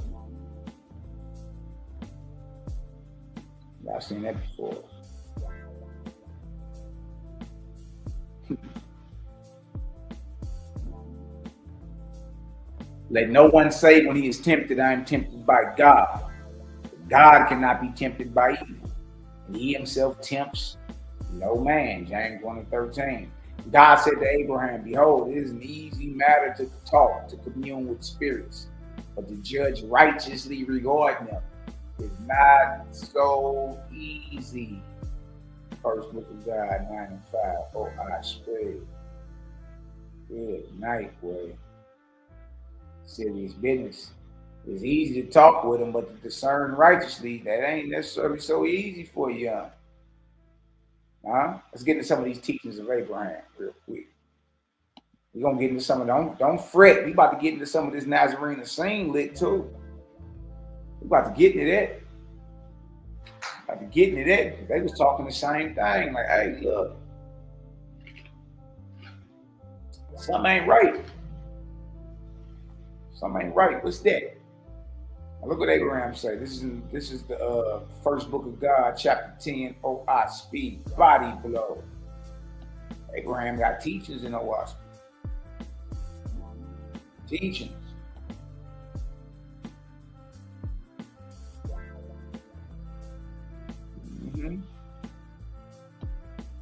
Abraham said, this testimony I declare to you regarding which your own brethren are witnesses, that even the chosen of God can be deceived by evil angels. Chosen of God, Israelites, right? We just went over that God is an angel. The angel was a one-time man, and the angel announced himself as the God of Abraham, Isaac, and Jacob. I ain't told you nothing about its maker, the creator. Even the chosen of God can be deceived by evil angels, for they, the evil angels, listen, can take any name and form. So an evil angel or a false god can appear exactly how you expect. Answering to the name you call on in your prayer breath. I ain't know that, did you? You know, we're arguing over what name to call you. You don't even know it's a false one from the jump. It don't even matter. At that point, it don't even matter. An evil angel, a false god, can take any name and form. Can answer to your prayer that you've been calling on, the name exactly how you pray.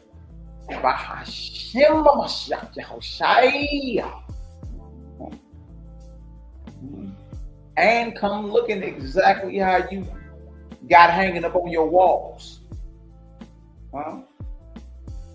Burnished bronze skin, as if it burnt in the furnace. Voice of many waters.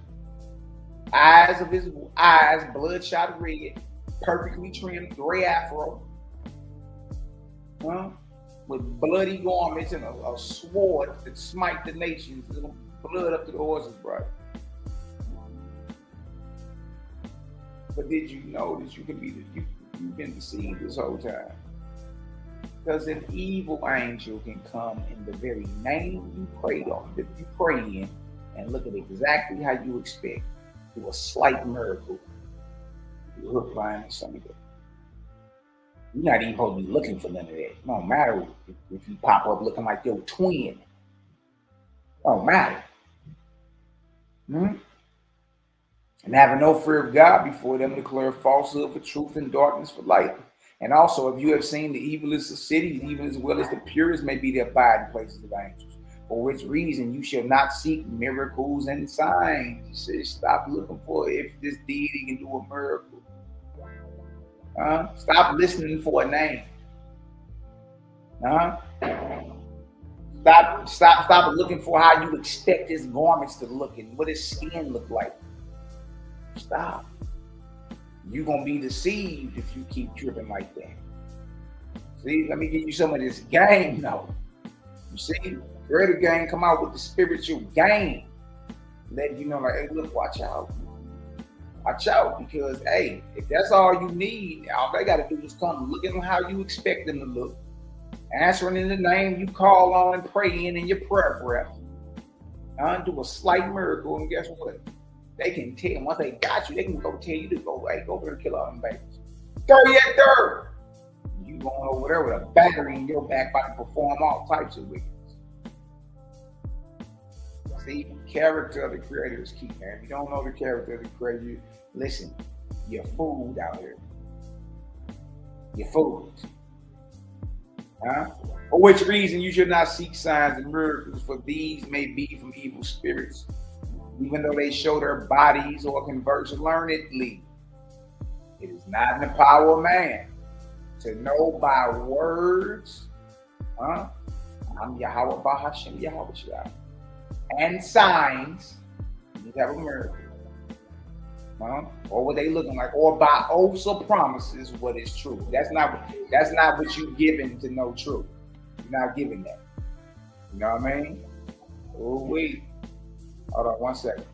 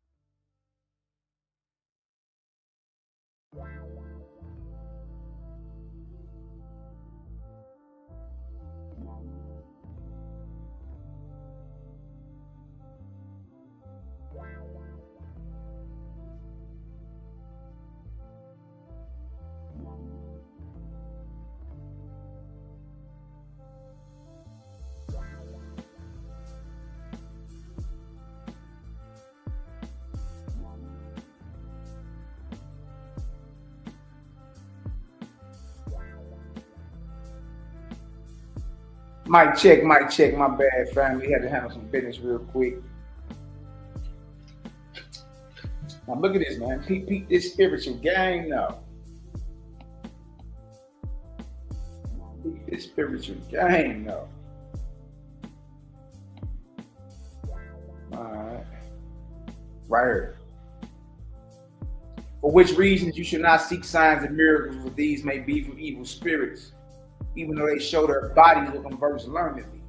It is not in the power of man to know by words and signs or by oaths or promises what is true. So don't be in the spirit world. You're not supposed to be looking for what something look like, what name it call on, or if it got the ability to do a miracle. That's not what you look for to determine if this is something that's for you or against you.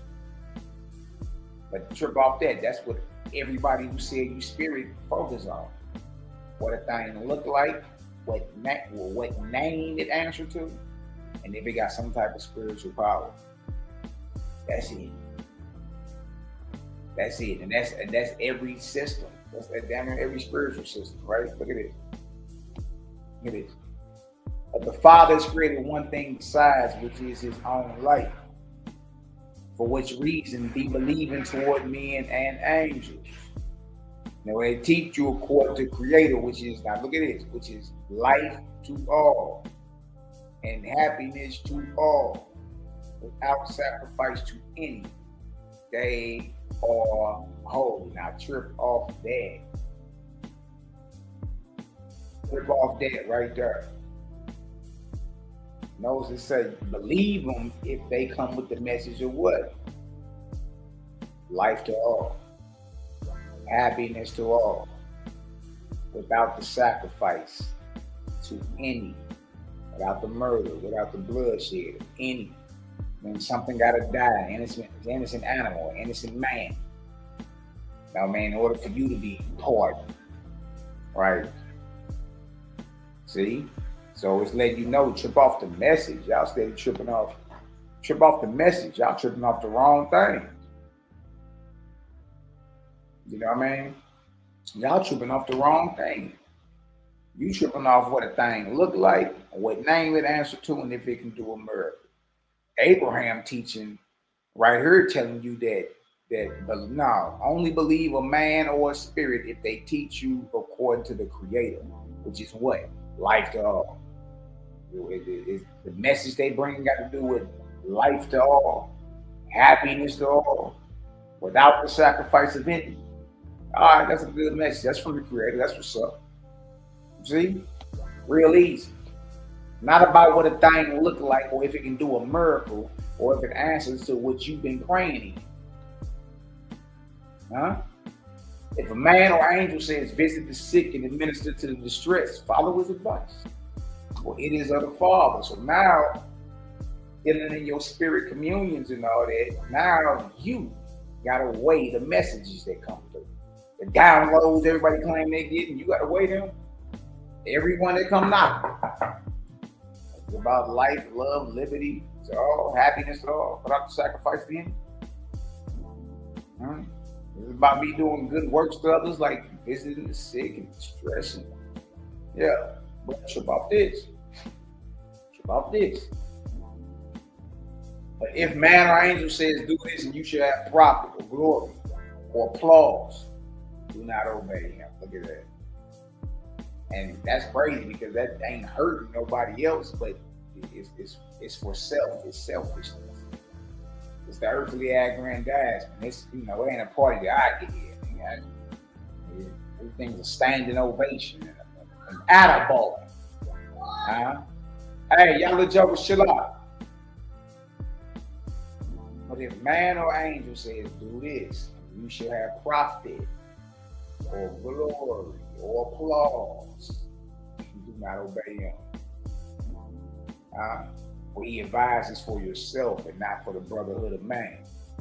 He's not a God. See, so anything that leads to selfishness or anything that leads to you being self-centered, egotistical, do this, bro. You'll have plenty of profit for you. You're gonna get glory. Everybody gonna stand, nigga, boots to nigga and click their heels when you walk in the room and clap, nigga. Abraham saying if a man or a spirit come with that type of inspiration, don't listen to it. It ain't of God. It's for yourself and not everybody else. That's another way. You feel me? If it brings harm to somebody, nah, I can't get down with it. You dig? If it comes promoting you and not the crew, nah, I can't get down with it. See, look at this. Spirits will come disguised as your fathers and mothers who are dead, professing love and profit to you. Some of us have had those, right? Do not believe them. Do not believe them, except when they teach you to sacrifice self for for the good of others. They don't even believe these spirits that come looking like Big Mama, your father, your pops, and your moms. Huh? Talking about they love you and you don't want to profit you and all that, right? Only time you believe any man or spirit, if you want to know if it's of the Creator, you got to know what it is. This is about love, life, liberty, happiness to all without the sacrifice of any. It is about self, me becoming self-centered and me gaining all types of profits and standing applause. And nah, that don't do nothing but stroke my ego. It ain't for everybody. So we're saying even if they come looking like your family, don't believe them except they teach. The message got to be what? Teach you to sacrifice self.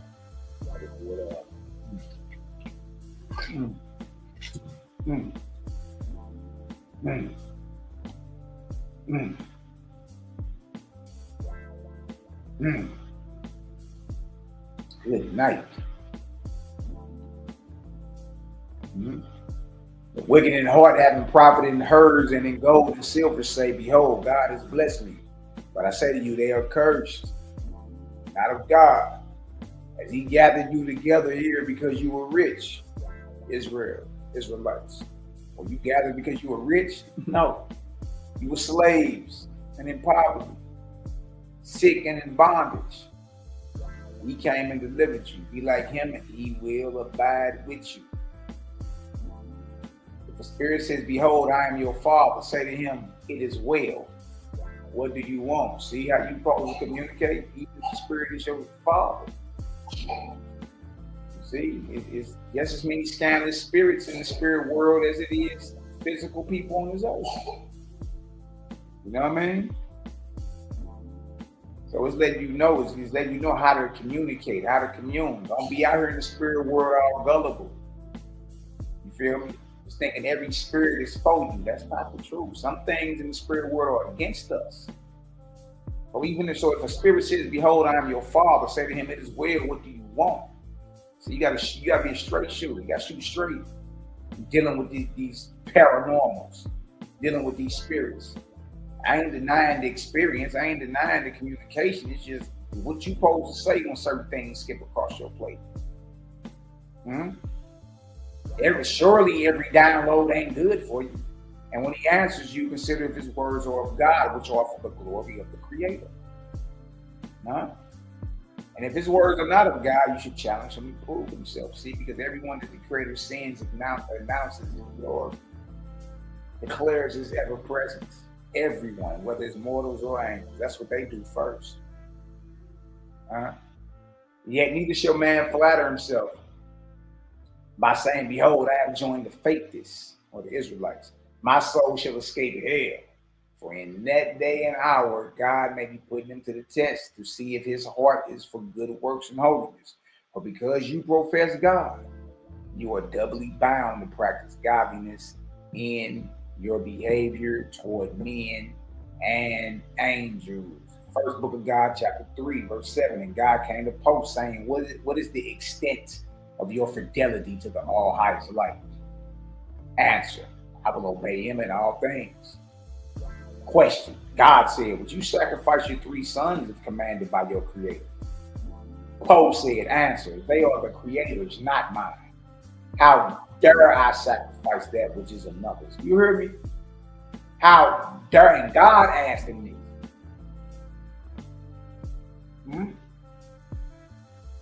Poe said, they are the Creator's, not mine.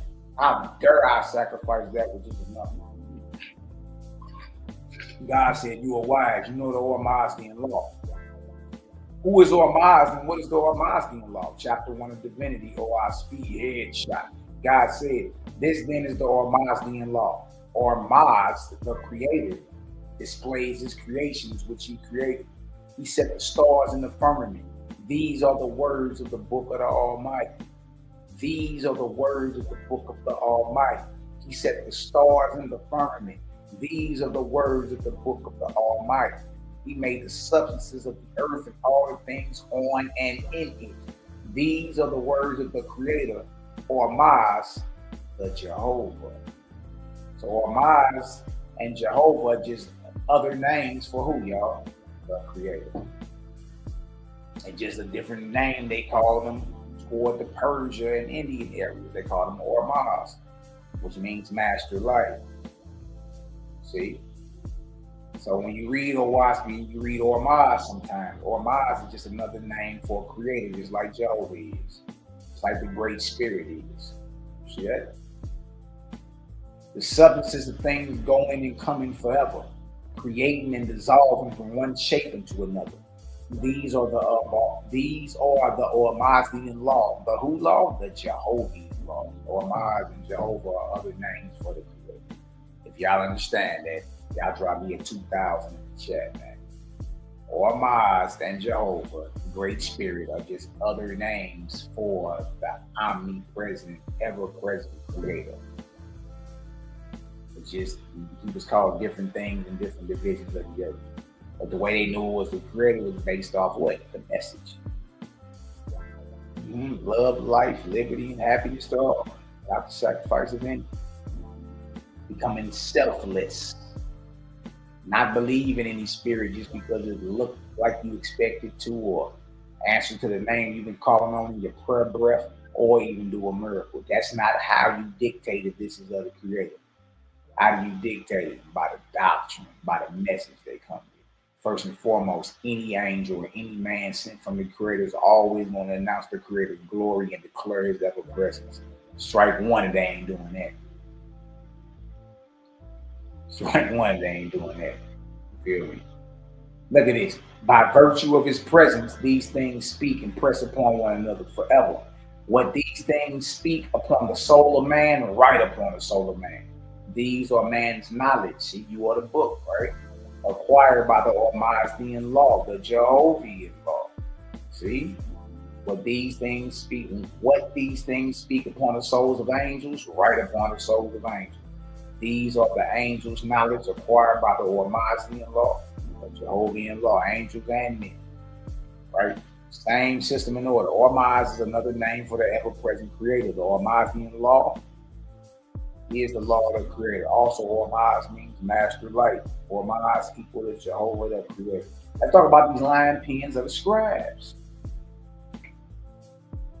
Let's talk about these lion pens of the scribes, though. Right? Let's get into some of it. Oh, yeah, we good, because you make a good time.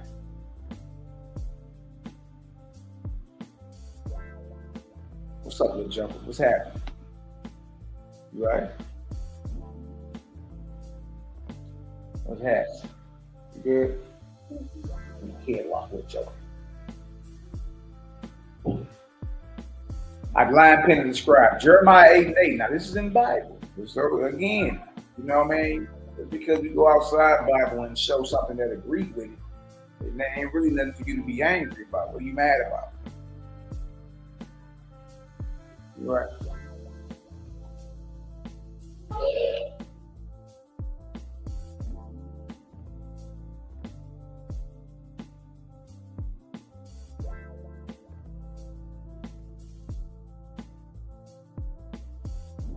Jeremiah 8:8. How do you say we are wise in the law, or the Torah of the Lord is with us? Lo, certainly in vain made he it. The pen of the scribes is in vain. That's Jeremiah 8:8 KJV. Jeremiah 8:8, the New and Living Translation. Look what it say. It say, how can you say we are wise because we have the word of the Lord when your teachers have twisted it by writing lies? Good night, boy. So it ain't Malaki Macabee or the Creator Gang telling you this lies written in the Torah by scribes.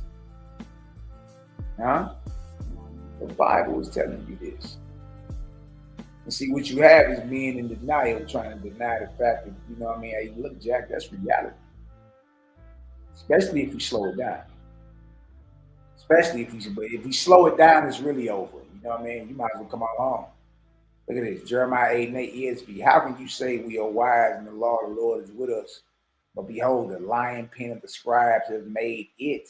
What is the it? The Torah, the law of the Lord, into a lie.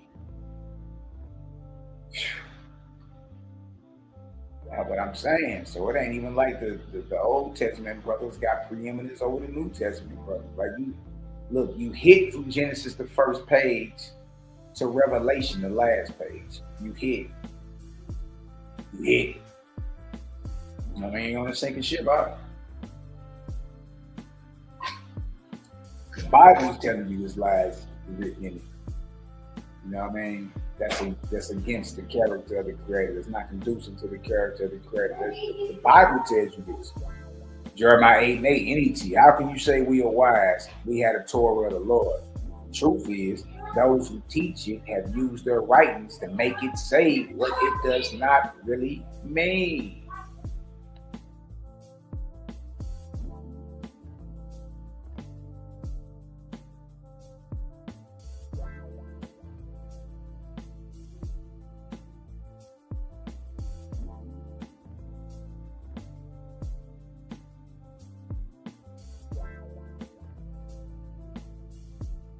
Look at that last one on that NT though. That's a headshot, man. See what that last one say? How can you say we are wise and we had a Torah of the Lord? The truth is, those who teach it have used their writings to make it say, make what say? The law, the Torah say what it does not really mean. See, you got a scribal problem. Who been scribing your Torah these thousands of years? Who been writing this stuff out? Because in Jeremiah's time, he's saying the lie was already written in there. It was already in there. Let alone by the time, Yahshua and them around the 1st century. Sometime around that time. The lies that crept into the Torah before Jeremiah's time. Then it was for show in effect during Yahshua's time and still in effect today. Y'all got that understanding. Y'all drop a 9,000 in the chat, man. This ain't us making up anything. Jeremiah is saying before his day there was lies put in Torah. So it was lies then, if a damn show was lies during the time of Yahshua and them. Right? For sure. And especially now. Why wouldn't we? See, it's just running on automatic now. You don't slow down. You don't question nothing. You ain't critical in your scholarship. You know what I mean? You ain't doing none of that. You just saying it say, you lick your fingers and say, this is what it say. Right? And that's what I'm rolling with. According to the Holy Bible, not according to Malaki Macabee, there are lies written in the scriptures against the Creator. These falsehoods were written by biblical scribes. Now, if you peep, even in the Gospels, one of Jesus' main enemies, or Yahshua's main enemies, we always say Pharisees, but we never say the scribes. The scribes, then come up the scribes and Pharisees. Then come up the scribes and Pharisees. The scribes say this, the scribes say that. Then come up the scribes. Why we never bring the scribes up? Why we never bring the scribes up? Watch this. I'll go to Jeremiah 8:8. Let me show y'all something. You never bring the scribes up. They never get brought up. But them the main ones, even in the Gospels, coming against the Messiah, Yahshua, because he was teaching against what they had written, what they had wrote. And what had been written down for years, he was teaching against it in certain aspects. He was ready to kill him for. See what I'm saying? That's just what it is. Now here we go right here. See, we very effective when we slow it down. Very effective. You know what I mean? We ain't out here trying to speedball nothing past y'all. We're trying to speed nothing past you. Let's go back to Jeremiah 8:8. Watch this. Watch this.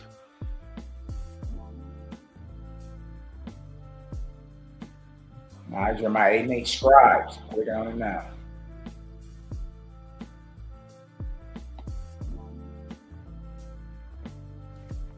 Strong's H 5608. Safer.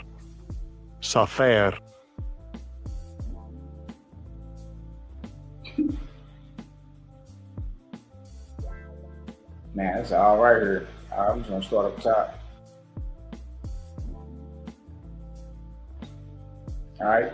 KJV translates Strong's 5608, scribe 50 times, tell, declare, number, count, show forth, pen knife, commune, to count, recount, relate, to be rehearsed, related, recounted, enumerated. Look what it says: muster, officer, secretary, scribe, learn man, scribe, a primitive root, properly to score with mark as a tally or record, i.e. by implication, to inscribe, also to enumerate, intensively, to recount, celebrate, commune, penknife, scribe. See that? Now let's go get scribe in the New Testament. But the scribes are the ones that's teaching. Remember, it said your teachers have written lies in it. All right? Watch this. Let's go to the scribes in the New Testament. These suckers is all over the place.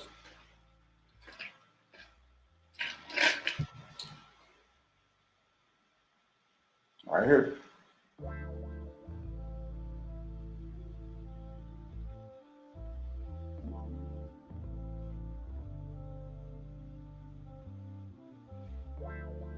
All right here. I got a couple spots on here. It say Matthew 5:20. For I say unto you that except your righteousness shall exceed the righteousness of who? The scribes and Pharisees. You shall in no case enter into the kingdom of heaven. Matthew 7:29. For he taught them as one having authority, and not as the scribes. The scribes were the ones writing the Torah and teaching, bringing their own breakdowns. Notice the scribes that he never bring the scribes up. And behold, certain of the scribes said within themselves, this man blasphemed. Matthew 12:38. Then certain of the scribes and of the Pharisees answered, saying, Master, you will see a sign from thee. Matthew 15:1. Then came to Jesus scribes and Pharisees, which were of Jerusalem. The scribes and Pharisees always was hanging together.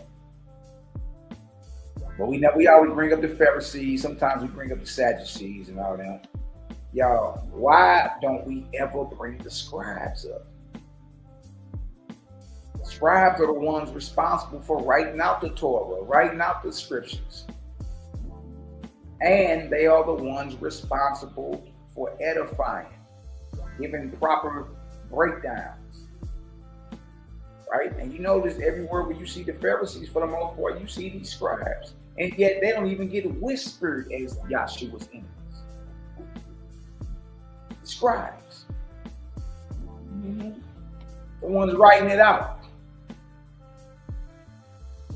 Matthew 16:21. From that time forth began Jesus to show unto his disciples how that he must go to Jerusalem and suffer many things of the elders and chief priests and scribes, and be killed and be raised again the third day. See? And his disciples asked him, saying, why then say the scribes that Elias first must come? See, scribes. So what you mean, say the scribes? The scribes were the teachers too.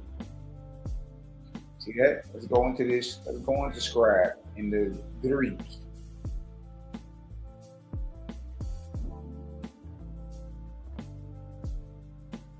Right here is. Right here is. Let's get it.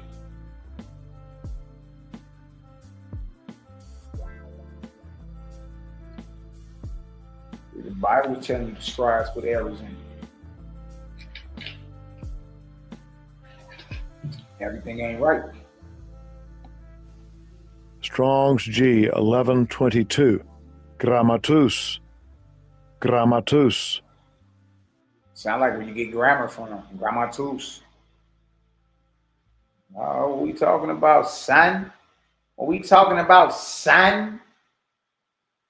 Are we talking about B? Huh? A scribe, and this is from the New Testament word grammatus, a clerk, a scribe, especially a public servant, secretary, recorder, whose office and influence differed in different states.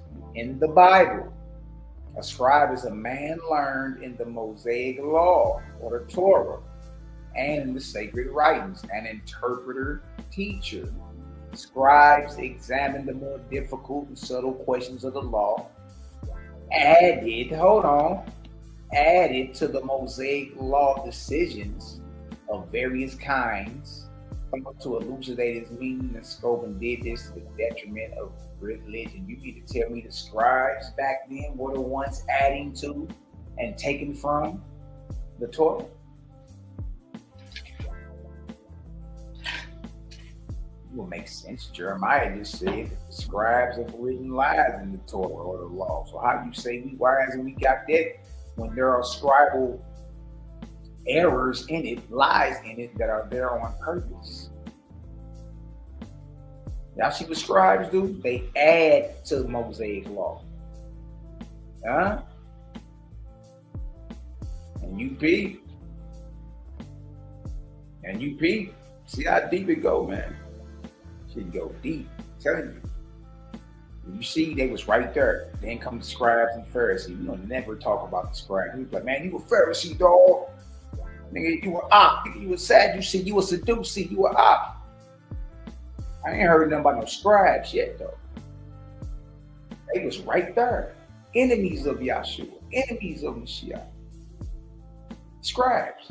Scribes added to the Mosaic laws and decisions of various kinds, thought to elucidate its meaning and scope, and did this to the detriment of religion, since the advice of men skilled in the law was needed in the examination and the causes and solution of difficult questions. They were enrolled in the Sanhedrin. The scribes were court officers. The Sanhedrin is the supreme court of its day. And if the scribes are enrolled at the highest court in the land called the Sanhedrin, then that will make the scribes, the men who write out Torah, the men who add and take away from Torah and give their interpretations over what it means. That means they were also officers of the court. They were enrolled in the Sanhedrin. The Sanhedrin is equivalent to the Supreme Court today. This thing was political. So Yahshua come like, nah, it's written down like that, but that ain't what that is. Huh? And I mentioned in connection with the priests and elders of the people, see a Bible dictionary for more information on the scribe. The scribe is a religious teacher, so instructed that from his learning and ability to teach, advantage may be down to the kingdom of heaven. The scribes are the ones writing out Torah. Scribes are the ones writing out Torah. Really? Dang, son. Dang, son. Dang, son.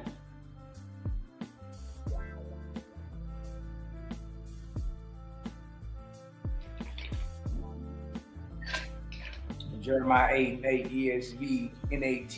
How can you say we are wise in the Torah? The law of the Lord is with us. But behold, the lion pen of the scribes. Scribes are court, all officers of the court, also the men responsible for writing out the Torah and interpreting.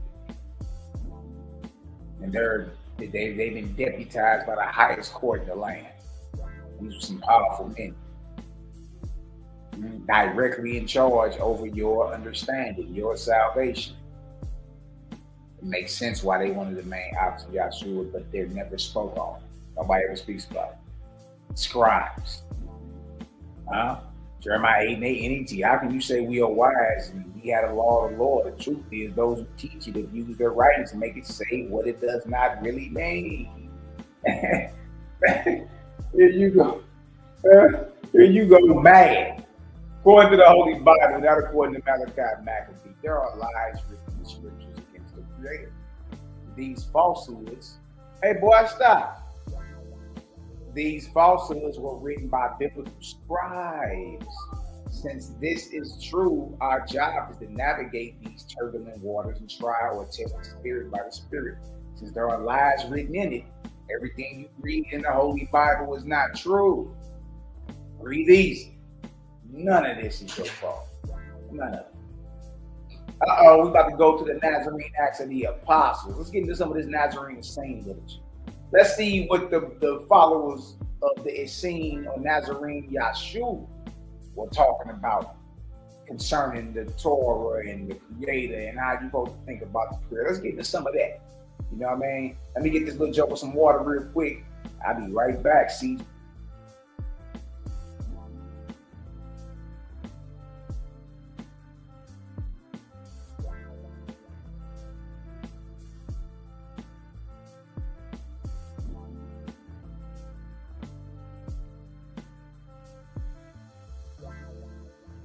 Drop a 12,000 in the chat if you get some understanding. I'll be right back. Let me grab a little joke with some water real quick.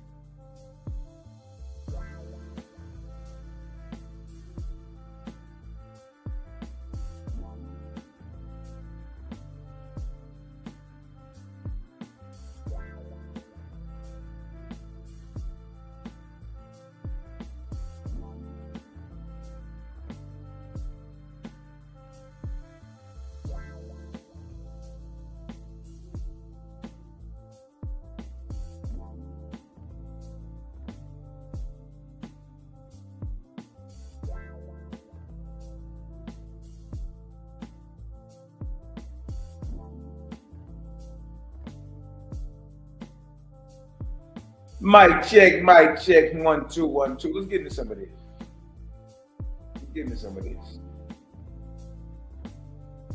Making good time. So we're about to go into this Nazarene Act of the Apostles, page 268 to 275. All right, and this is Nazarene or Essene Simon Peter, the disciple of, according to some, the disciple of Yahshua, student of Yahshua. And he has a section in here called the corruption of the Torah. Good night, boy.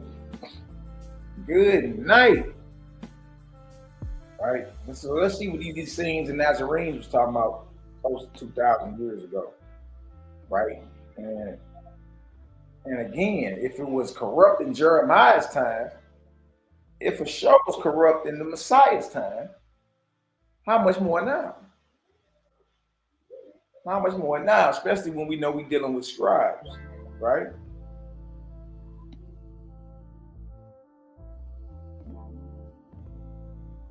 Now look at this. Look what he come right out and say it. For the scriptures have joined to themselves many falsehoods against Elohim. On this account, the prophet Moses, by the order of Elohim, delivered the Torah with the explanations to 70 chosen men, in order that they also might instruct such of the people as they chose. After some time, the written Torah had added to it certain falsehoods contrary to the Torah of Elohim. It was given orally at first. So he's saying over time, the written Torah had falsehoods added to it. It's the same thing we read in Jeremiah 8:8.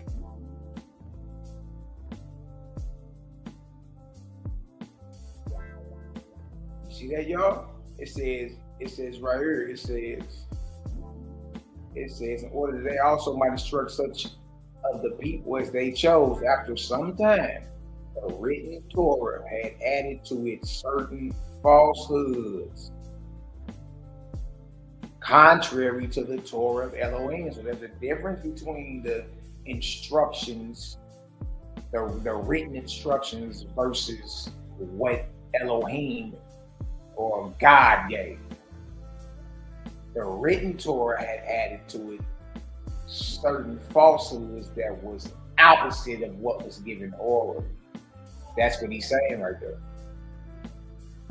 Because there's a difference between the written Torah and the Torah of Elohim, who made the heaven and the earth and all things in them. The evil one having dared to work this for his evil purpose. Look at this right here. This right here. This took place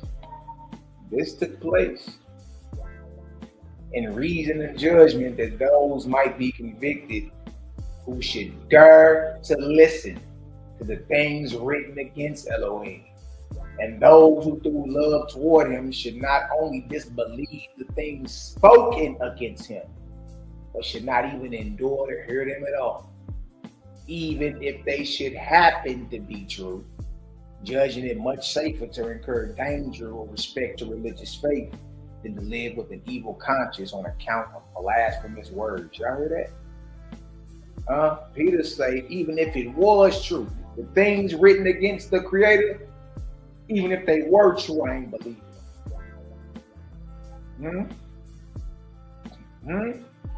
That those who through love toward him should not only disbelieve the things spoken against him, but should not even endure to hear them at all. I'm not even listening to that madness, even if they should happen to be true. Judging it much safer to incur danger. I'd rather incur danger with respect to religious faith. I'd rather go down for believing my God ain't bloodthirsty, ain't vindictive and jealous, than to live. It's safer for me to go down, I'm all in on Creator, than to live with an evil conscience on account of blasphemous words. It seems the Nazarenes from 2,000 years ago wasn't running around her. They wasn't skipping through the conscious community under the impression that everything written in Torah, it was solid. They wasn't dealing with that. Nah, they was criticizing what was written down because they knew many falsehoods had been added to Torah. But he's like, nah, we ain't under that illusion. Not a little bit. You did? Because there's a difference between the actual written Torah and the Torah, you know what I mean, or the instructions that was given to Moses. There's a difference. You know what I mean?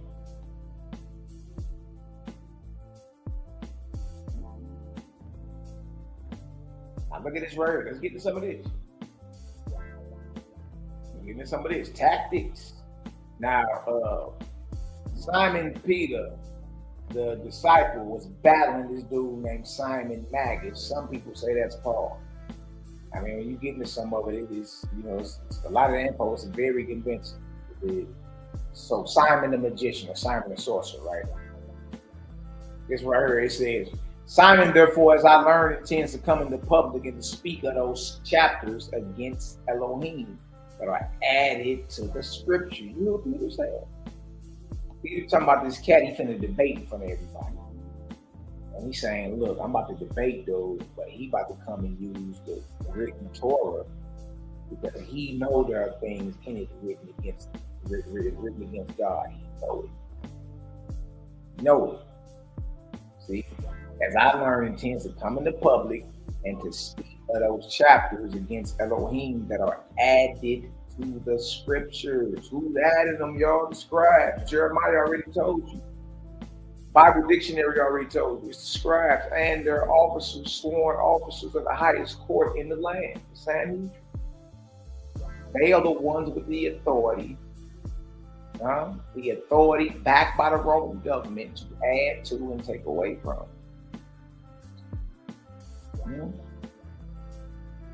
So this cat he about to battle straight said that for the sake of temptation that he may seduce as many wretched ones as he can from the love of God.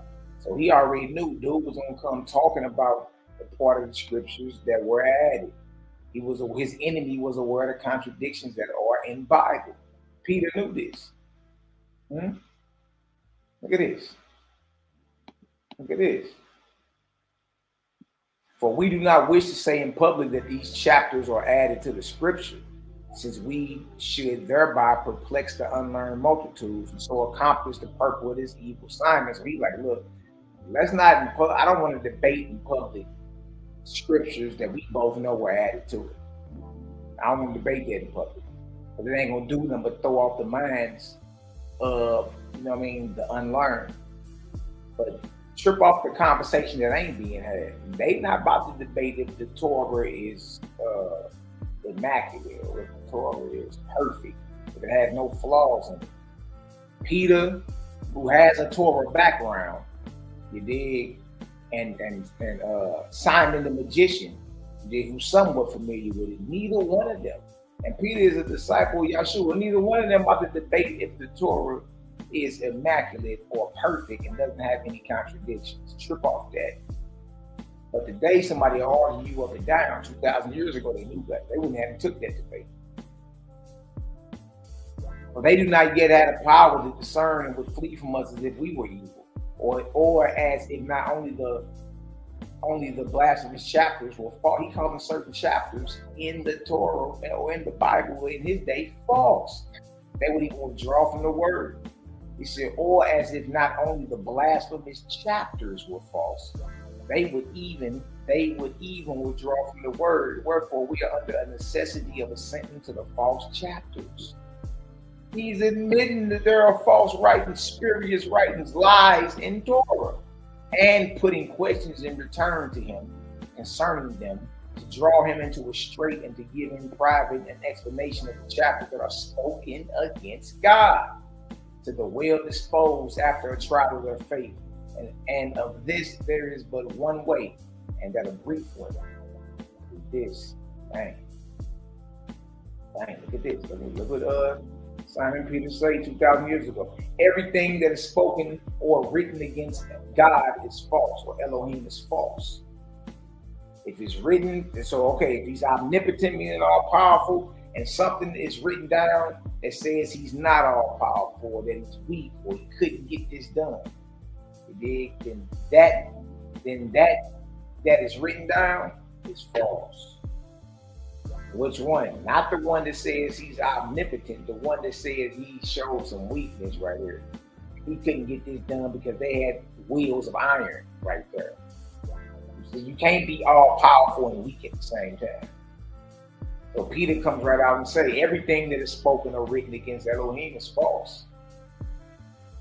You see, that's the mindset. That's why with the CGG, as soon as we hear something sideways, we be like, oh, hell no, we're not doing that. Hell no, that ain't true. But that we say this truly, not only for the sake of reputation, but for the sake of truth. I will convince you when my discourse is proceeded a little further.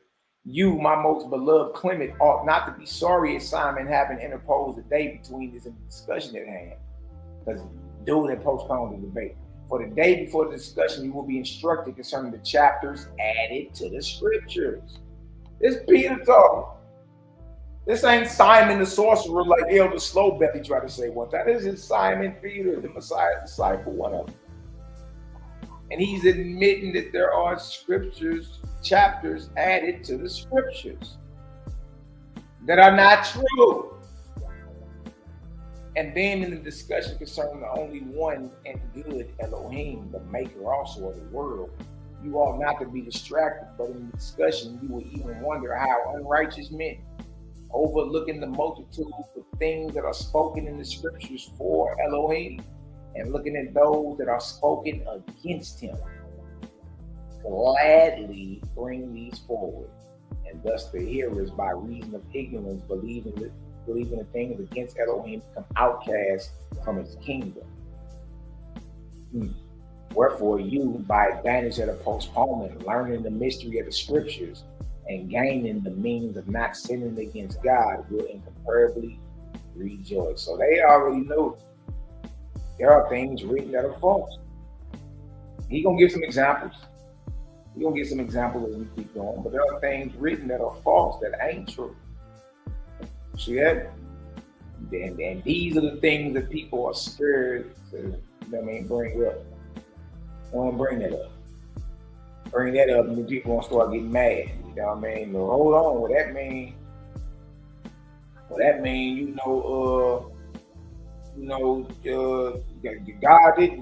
God wasn't bloodthirsty. God didn't command them to go kill them babies. Exactly, that was a false god. And God ain't the creator. When you come through like that and get talking like that, people blow their drawers out, man.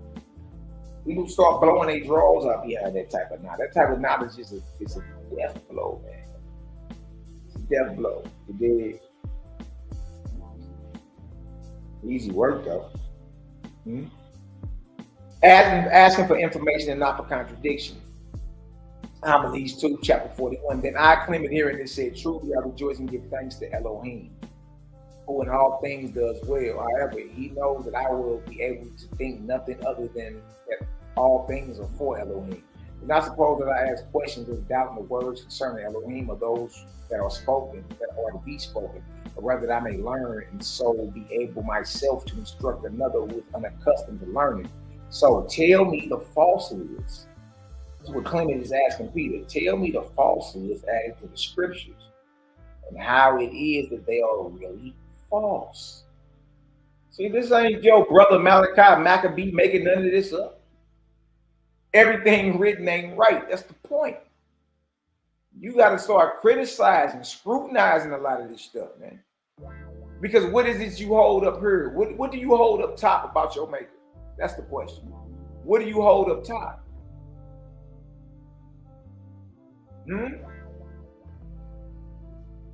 You already think he's in the form and figure of a man sitting on a chair, a throne. You already think he's bloodthirsty, vindictive, jealous, angry, a god of war, curses nations, orders you to commit genocide. You already believe in this stuff.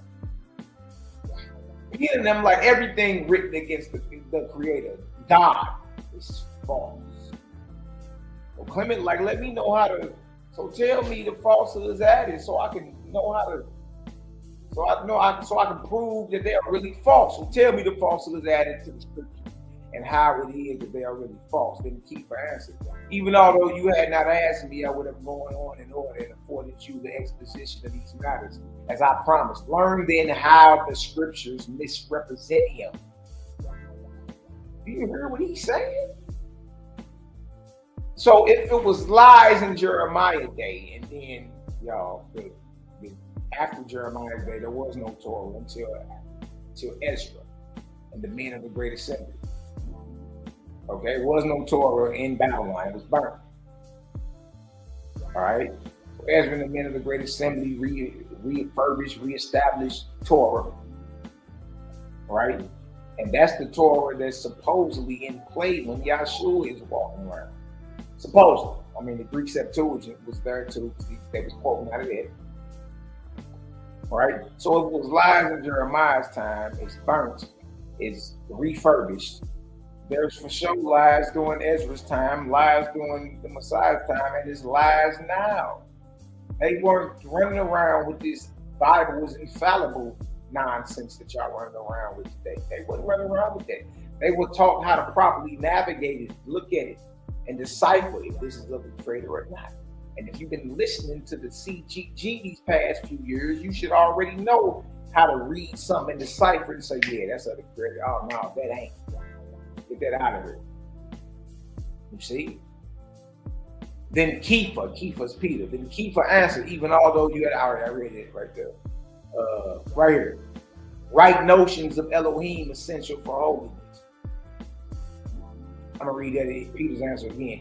Even though, although you had not asked me, I would have gone on in order and afforded you the explanation of these matters as I promised. Learn then how the scriptures misrepresent him in many respects. He says in many aspects do the scriptures misrepresent the Creator. Many. So that you may know when you happen upon. So when you skip, when something like that skip across your plate, you already know how to deal with it. Right? Look at this right here. Homilies 2, chapter 42. Right notions of God or the Creator are essential to holiness. See, so your thoughts got to be right about the Creator up top. Thoughts got to be right. You can't even think about him as in the form and figure of a man. You an idolater. We read that before we get up out of here. I don't judge you no less idolatrous if you had up an image or a stone, or worship wood and stone. You on the same level of idolatry if you hold in your head that the Creator is a man in space sitting on the throne right now in the form and figure of a man. That's idol worship. Idol worship. So Peter comes out and boldly claims and states that right notions, right understanding, right knowledge of Creator is essential to holiness. What I'm going to tell you will be sufficient by way of example, but I do not think, my dear Clement, that anyone who possesses ever so little love to God and unaccustomed to learning will be able to take in or even to hear the things that are spoken against him. He say, man, look, those that really love the Creator can't even stand to hear no type of madness that's written against him. Or how is it that he can have an overarching soul and yet be set apart?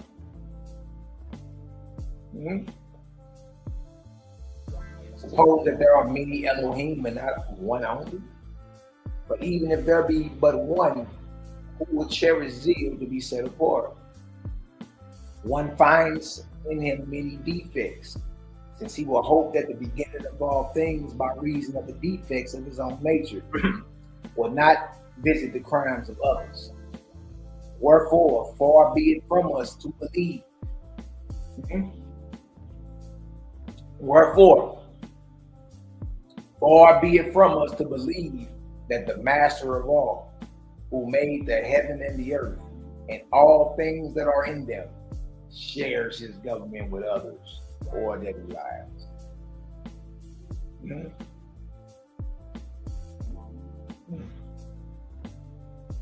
For if he lies, then who speaks truth?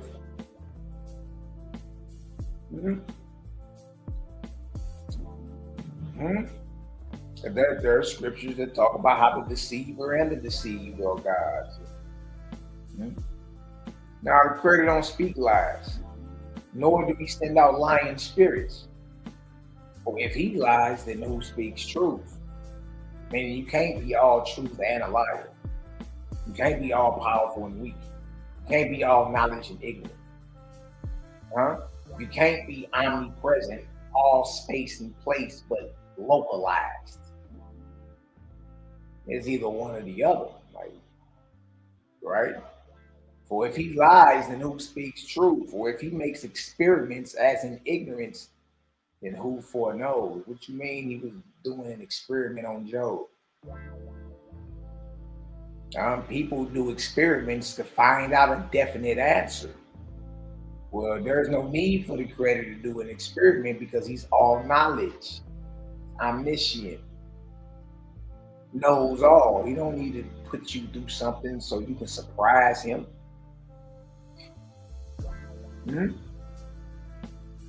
Or if he makes experiments as in ignorance, then who foreknows? If he deliberates and changes his purpose, who then is perfect in understanding and permanent in design? If he deliberates and changes his purpose, if it repented the Lord, he regretted he made man, right? Genesis 6. He regretted he made man. It repented the Lord, right? If your God deliberates and changes his purpose, Who then is perfect in understanding and permanent in design? He regretting that he made man. He's sending lion spirits.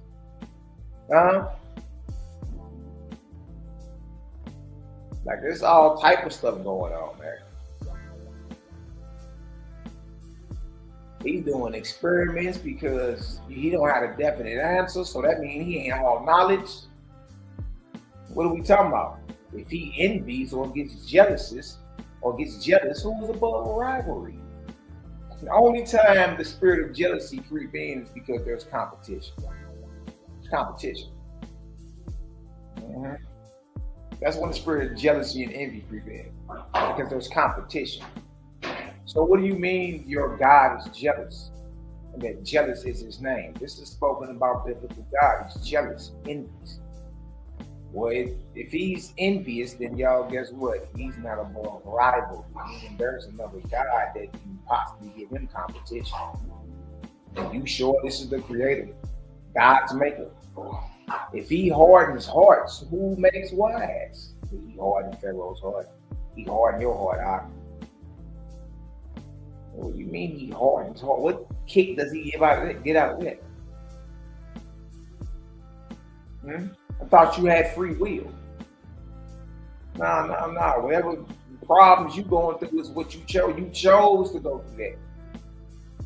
You ain't a robot. If he hardens hearts, who makes wise? If he makes blind and deaf, who is given sight and hearing? If he commits pilfering, who administers justice? What you mean he told you to go over there and kill all them people and take their land?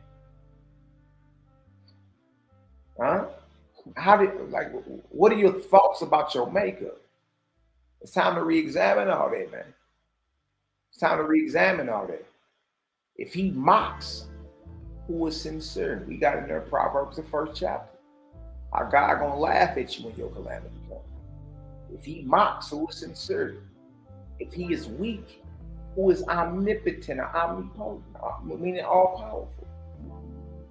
If he is unjust, who is just? If he makes evil things, who will make good things? If he does evil, who will do good? Look at that. Look at that. And they questioning all this 2,000 years ago, right? And this just ain't no regular cat. This is one of the disciples of Yeshua. So he teaching Clement what he was taught.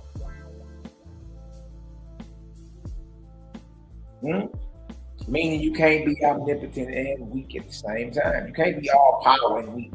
You can't be all knowledge and ignorant.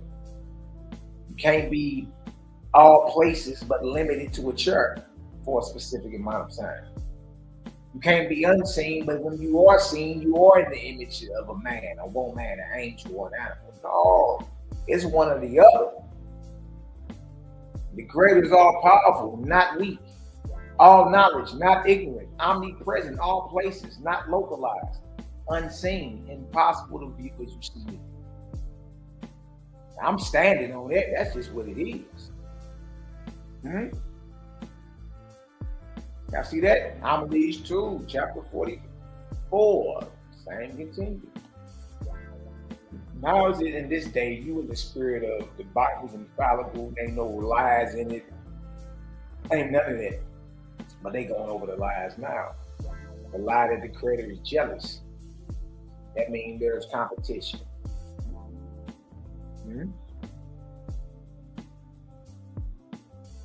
The lie that he told you to go kill for some land. Who won't administer justice then?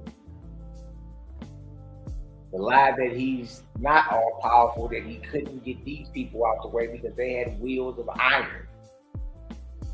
Oh, come, let us go down and see what's really going on. You supposed to be already there. So you're not omnipresent, but you got to come down to the earth to see what's going on for you. You should already know. Yeah, once you understand the character of the Creator, everything written against him got to come into question. But if he desires the fruitful hill or Jerusalem, who's then all things? Like man, we going over earlier that all lands are the Creator's. All people are the Creator's people. These are lies. Like, if he desires the fruitful hill of Jerusalem, whose then are all things? If he desires Jerusalem, right? You desire something because you don't have it. Then whose then are all things? You should already have Jerusalem. What you mean you desire Jerusalem? You should already have it. All lands are the Creator's lands. If he is false, who then is true? If he lives in a tent, who is without bounds? Talking about the tabernacle or talking about the temple. If that's what y'all saying he live at, then what that means that the Creator is bound. No, the Creator is boundless. He ain't bound by his creation, nor nothing his creation be. Boundless. If he is fond of fat, sacrifices, offerings, and drink offerings, who then is without need? And who is holy and pure and perfect? Like, look, man, if he gets excited by fat off organs, chopped off heads, drink offerings, sin offerings, meat offerings, if it's all that, then who is without? What do you mean? The Creator is beyond earthly desires. What do you mean it was a good smelling savor to him? There ain't nothing you doing that, you know, gets his creative juices turned. Like the smell of blood and flesh and fat get his creative juices turned. There ain't nothing you can do that excite him. If he is fond of fat, sacrifices, offerings, and drink offerings, who then is without need? Ain't nothing you can get a Creator who owns and made it all and own it all. What you gonna give him? And who is holy and pure and perfect? If he is pleased with lamps and wicks, who then placed the luminaries in the sky? How are you comparing menorahs and candles in the sanctuary to the heavenly luminaries? Like he's pleased with it. What you mean he's pleased with it? Put the heavenly luminaries in their course. If he dwells in shadow and darkness and storm and smoke, who is the light that lightens the universe? Oh my son, Jehovah the Creator. All these things are written against Creator in the Bible in some form or fashion. That's why I keep asking you, what do you hold up top about your faith? Because now it's time to go back through and do some spiritual inventory. I believe that about it. Let the smell of flesh and blood pleases him. I believe that he said, okay, yeah, he did say that. Now it's time to, really re-examine, because what's been happening is people have been putting a false jacket on the Creator and believe in this stuff. And believe in it. If he comes with trumpets, shoutings, darts, and arrows, who is the salt? Who is the salt after tranquility of all? Like he coming for war, then who bringing peace? If he loves war, who then wishes peace? If he makes evil things, who makes good things? If he is without affection, who is a lover of men? If he is not faithful to his promises, who will be trusted? If he loves the evil, adulterers and murderers, who will be a just judge? If he changes his mind, who is steadfast? If he chooses evil men, who then takes the part of the good? Dang. Something to think about, man. Something to think about. How Elohim is to be thought of. Good night. Good night. Chapter 45. How Elohim is to be thought of. Wherefore, Clement, my son, beware of thinking otherwise of Elohim, that he is the only master and father, good and righteous, the Creator. Elohim, the Creator. Look at that. He said the Creator. Oof. Oof. It's a headshot. That's a headshot right there. That deal says the creator. Wherefore come to my son, beware of thinking otherwise of Elohim than that he is the only Elohim, master and father, good and righteous, the creator, long-suffering, merciful, the sustainer, the benefactor, ordaining love of men, counseling purity, immortal, making immortal, incomparable, dwelling in the souls of the good, member creators within all, beyond and over all. See? So Peter telling Clint then, like, hey, look, man, like, hey, watch out. Don't think of the creator. Look, whatever you hold in your mind about creator up top, you know what I mean, is very important. Because strip off this, you could be just as much of an idolater or an idolater as those in the Roman Catholic Church, those in Buddhism, Hinduism. Just as much as an idolater, if you hold that the creator is in the form and figure of a man sitting on the throne. But look what Peter said, dwelling in the souls of the good, who cannot be contained, and yet is contained within the heart, who has fixed the great world as a center in space, who has spread out the skies and solidified the land, who has stored up the water, who has disposed the stars in the sky, who has made the fountains flow in the earth, has produced faults, has raised up mountains, has set bounds to sea, has ordered winds and blasts, who by the spirit of counsel has kept safely the body comprehended in a boundless sea. Ooh-wee. Ooh-wee. So, y'all, this is a lot, especially when you get back here to the further chapters. You start getting, you start getting all this type of stuff right here. Let's read this right here. We'll close out. Let me show you how deep he go with it. Right here. Yeah.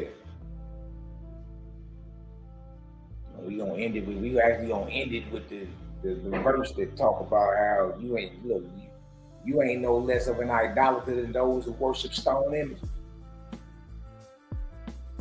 That's a headshot. That's a headshot. Look at this right here. Then Kepha answered, you have presented us with a matter that can easily be answered. Listen. Remember Kepha's Peter. Listen.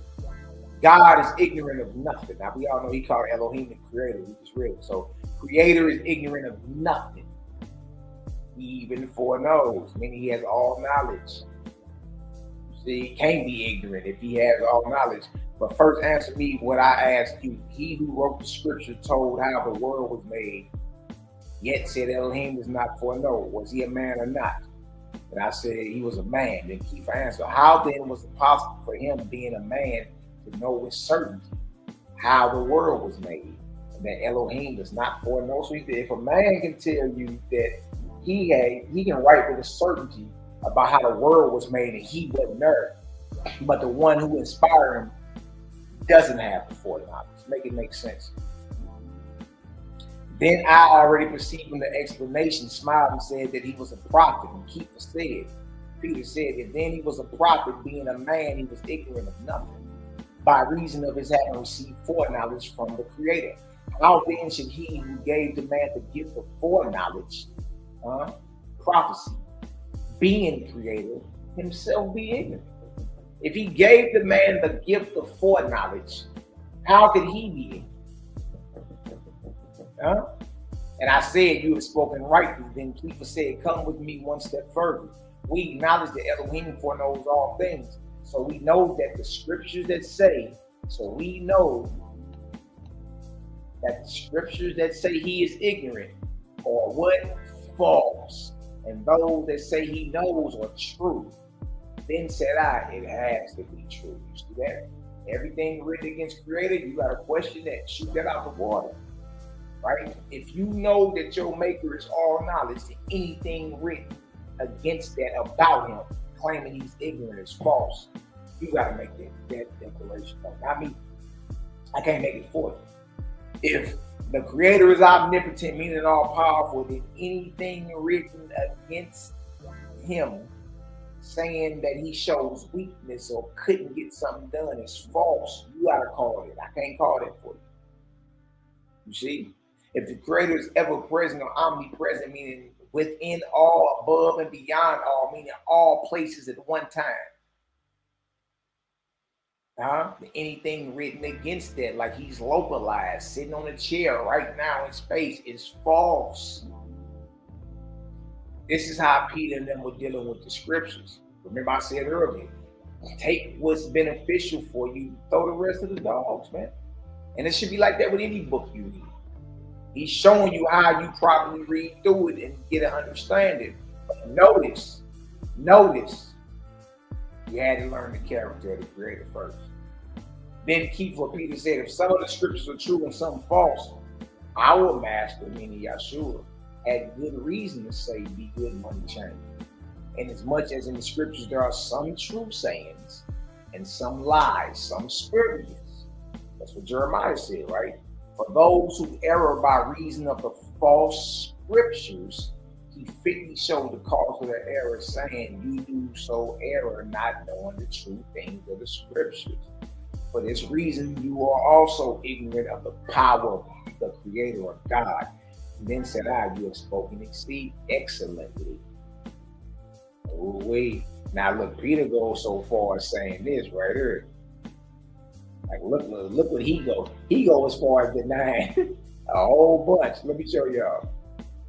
Then Kepha answered with good reason, I neither believe anything against God nor against the just men reported in the Torah, taking for granted that such are impious imaginations. For I am persuaded that Adam was neither a transgressor. I feel like I don't believe that whole Adam and Eve story. Here you come mad at a while. Peter 2,000 years ago didn't believe the Adam and Eve story that you have in the Bible today. For I am persuaded that Adam was neither a transgressor, he who was fashioned by the hands of God, nor was Noah drunken.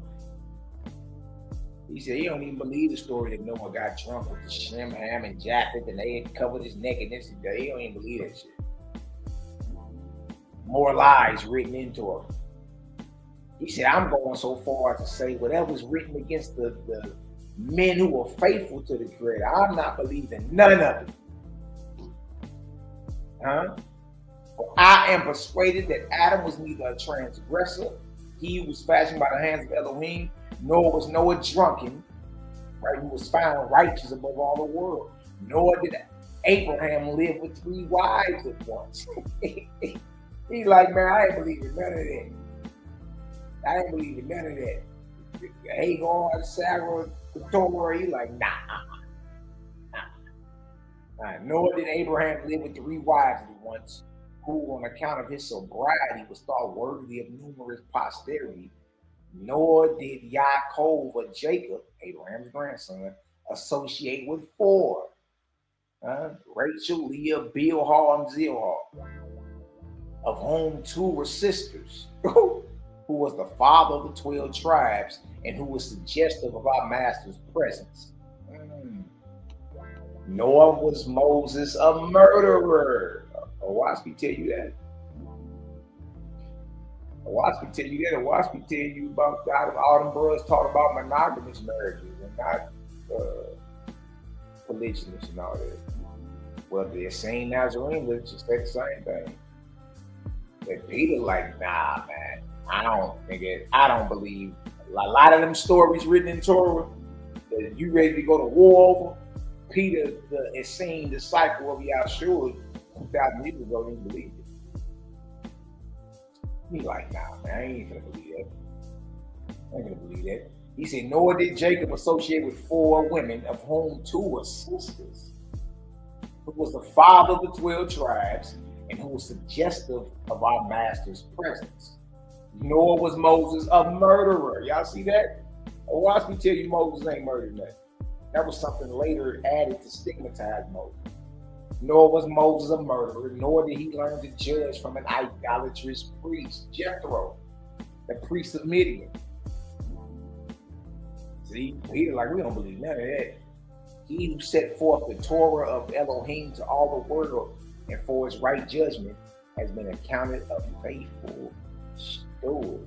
Good night, good night. If y'all understand that the Essenes and Nazarenes 2,000 years ago, you dig, was not up under the vibration that the Torah was immaculate and without flaws, that they knew they had to be good money changers, meaning they'd be able to tell what's real from counterfeit. You dig, when navigating through these scriptures, because everything wasn't right. If y'all understand that, y'all drop a 5,000 in the chat, man. We about to end it with this book of Judgment. This book of Judgment, chapter 3. And we gonna be on up out of here, man. As long as I'm chopping it up with the fam. Always. Oh snap, my bad.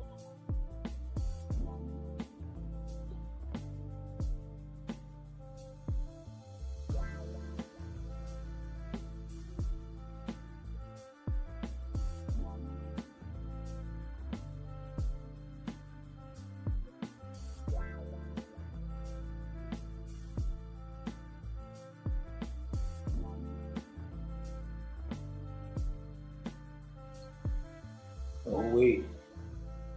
Oh wait. Check the chat real quick. We about to get up out of here. Shout out to my brother Jaway. Jaway in the building. What's the word, bro? My brother, man. Love and light to you and your family. Y'all, we got the Bronze Job in the building. What's the word, bronze? We got the Bronze Job. Little Joker, what you doing? Try to keep it down. Try to keep it down, short runner. Try to keep it down, little taste.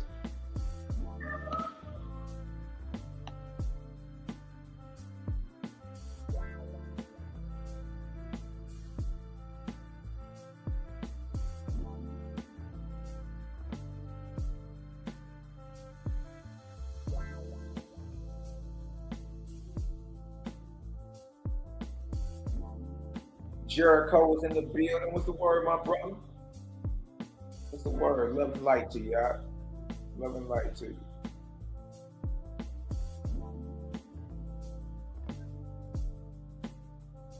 All right, let's get this out the way. Then we're going to close on out. Easy work. Chapter 3, Book of Judgment. Oh, I speed of judgment upon the Brahmins, the Buddhists, the Christians, the Mohammedans, the Muhammad sandwiches, the Confucians, the Jews, and all other peoples on earth in the words of God. Woo. Woo. Man, what you over there talking about?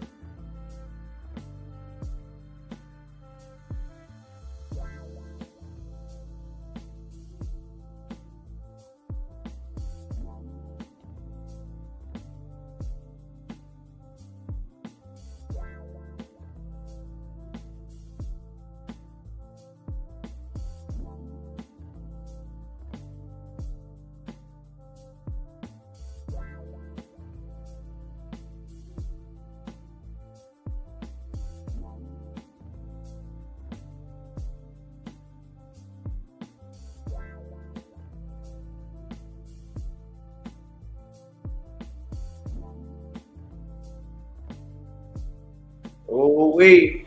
Judgment 3 and 6. For I charge you that whoever says God, God calls in vain. I have not come to establish, but to abolish all gods, lords, and saviors among mortals. Oof. What? Told you, man. Watch me hit hard, man. Just hit different. You know what I mean? For what is past is past. But from this time forward, whoever hears my word and the decree of my commandment and continues to make an idol of any name except the Great Spirit blasphemes against his creator. Look at that. Look at that. See, it's all about creator. You know what I mean? And again, this is what we bringing out on the.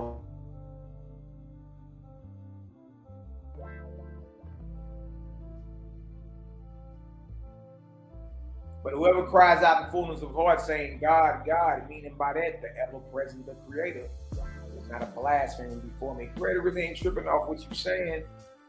It's what you hold up top. It's what you hold up top. That's what he's talking about. What do you think or know about your maker?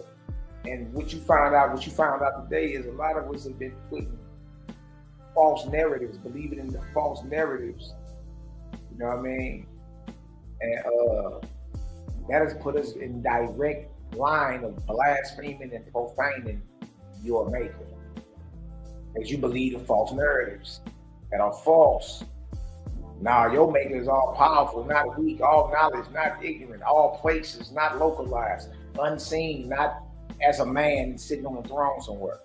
That in itself, his message is all about love, life, liberty, and happiness to all without the bloodshed of harm or sacrifice of any. Its doctrine also is about you becoming selfless and working to raise up others, assist others in their salvation. Anything outside of that is like, oh no, man, what is that? Who is you? What you want? See, ask yourself, have I been running false narratives about my maker hurt? If you have, you've been compromised. See that?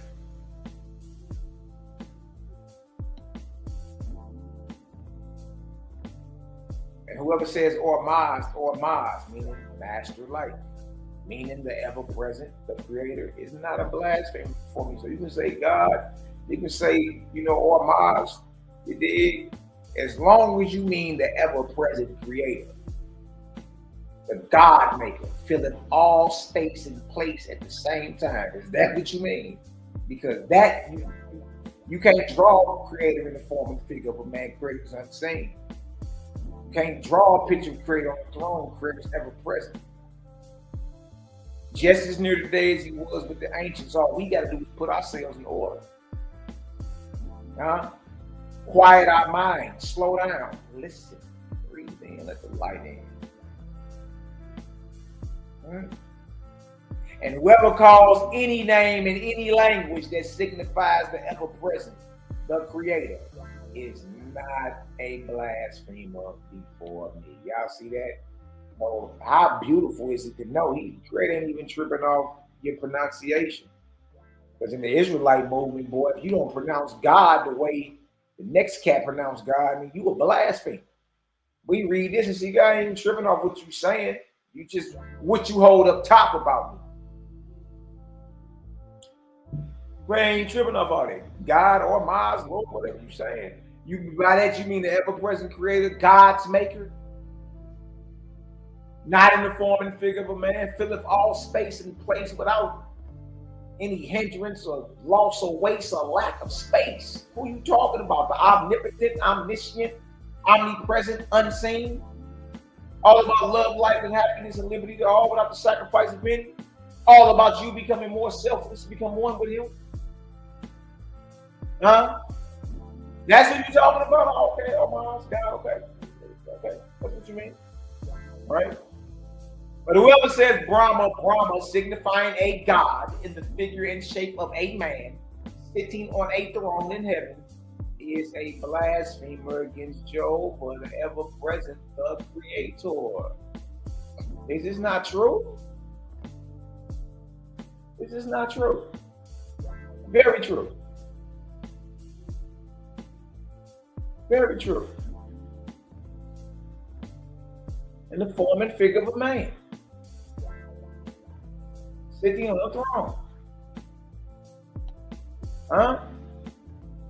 That's what most of us believe. We've grown to believe that. But do you know that's blasphemy against your maker? Any deity that's in the form and figure of a man that's boldly proclaiming they created breath stank, they're lying to you. That's not the creator. That's not the all highest heaven. That's somebody pump faking.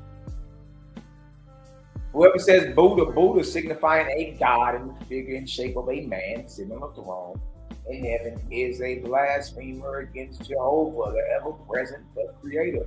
Whoever says Christ, Christ, or Jesus, Jesus. Signifying a god in the figure and shape of a man sitting on a throne in heaven is a blasphemer against Jehovah, the creator. Why is he tripping on what you're saying? What do you think? What you hold up top? And if you hold up top the figure and shape of a man, why you saying Christ, Lord, and Buddha, and Brahma? You in violation, Jack. You in violation. Whoever calls on the name of any other man, angel, worshiping such as a god is an idolater, an idolater in my sight. Look at this. Nor do I judge them less idolaters. And if they worship stone, idols, or graven images. All because what you hold up top about your maker is he's in the form and figure of a man sitting on a throne. You in the same idolatry pile of those who worship stone, idols, or graven images. If y'all understand that, y'all drop a 7,000 in the chat, man. Y'all drop a 7,000 in the chat. You ain't judged less idolatries. And if you was worshiping graven images or stone images of God.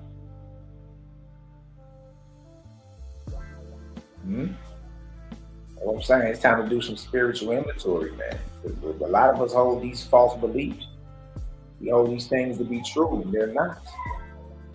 They're not true.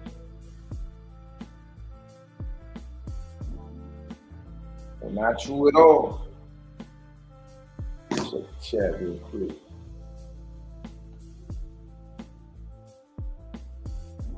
Easy work. Easy money.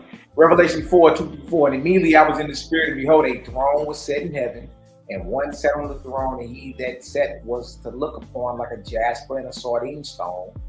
And there was a rainbow round about the throne, in sight like unto an emerald. And round about the throne were 24 seats, and upon the seats I saw 24 elders clothed in white raiment, and they had on their heads crowns of gold. This is the imagery that comes from Revelation 4:2. That's supposed to be the creator, in the form and figure of a man sitting on a throne. And G was supposed to be at his right hand.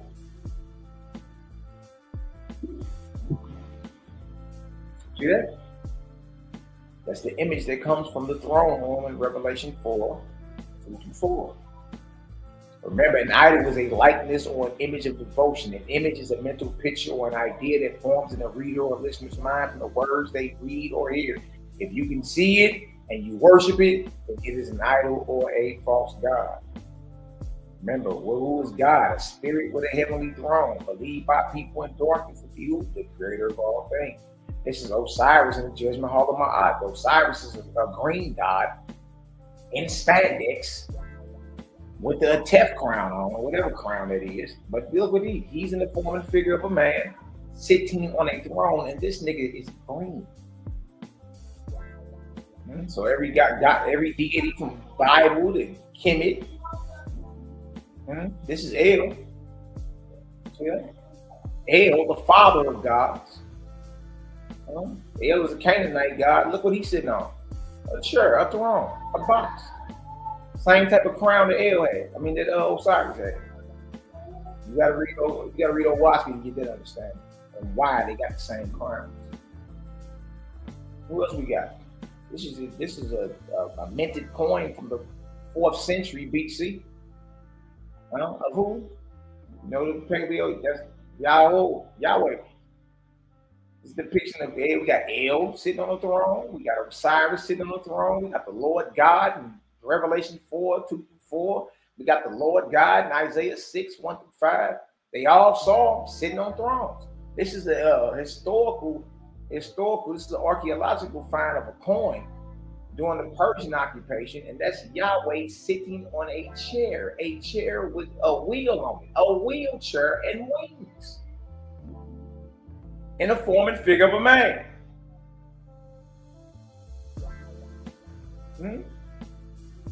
The god on the winged wheel coin minted in Gaza City, southern Philistia during the Persian period of the 4th century BCE. It possibly represents Yahweh enthroned on a winged wheel. It has been described by Stephen Herbert Langdon as the only known representation of Yahweh. Yahweh was an ancient Levantine deity worshipped in Israel and Judah as the primary deity. There he is right there. That's Yahweh. On a throne, a chair, in the form and figure of a man. Right? There go Edom on a chair or a throne in form and figure of a man. There go Osiris, green in spandex on a chair or a throne in form and figure of a man. None of these are the creator. Even though their names are in the Bible as Yahweh and El, as the creator, as the supreme being. There go Baal, a false god, but look at him in the form and figure of a man sitting on a throne. Remember we just read who's a blasphemer, who's blasphemous in his sight. When you call on God, you have in your mind the form and figure of a man. So there go Ashtaroth. There go Miss Swivel Hips. She's sitting on a chair too, a throne. Yeah. Yeah. Yeah. Yeah. Yeah. Think it's a game? What you think you're playing? And whoever says Christ, Christ signifying a God in the figure and shape of a man sitting on the throne in heaven is a blasphemer against Jehovah, the creator of all persons. Whoever calls on the name of any other man or angel, worshiping such as a God, is an idolater in my sight. Nor do I judge them less idolatrous than if they worship stone idols or graven images. Let's keep reading. And whoever says deity, deity, and divinity, divinity, and divine law, and natural law are judged to be in darkness. You hear a lot of that today. You know what I mean? You hear a lot of that today.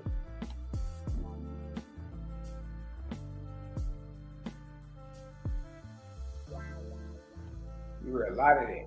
Oh, the divine law, divinity, natural law. What would he say? For I proclaim my heavens open in the way of understanding clear. Jehovah is ever present and does by virtue of his presence and not by any law.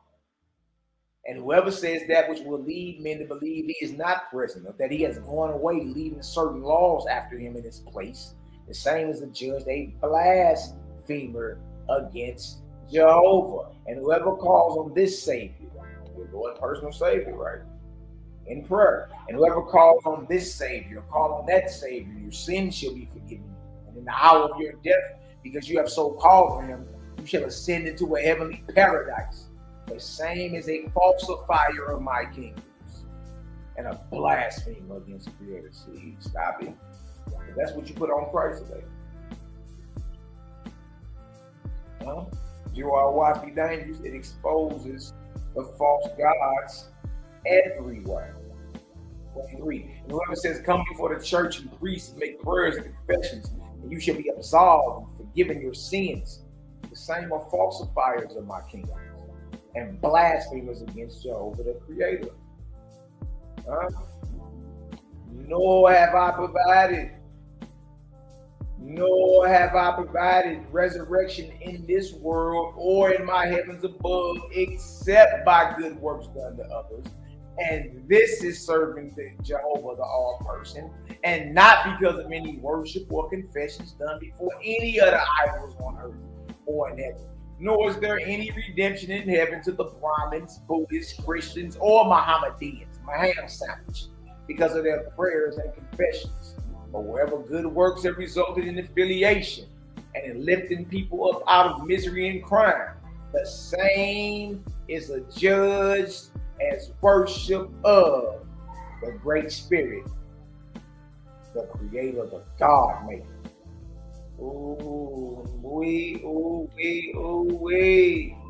We've been on here about 4 hours, family, a little bit over. If y'all got some understanding today, y'all go ahead and drop some voices in the chat, man.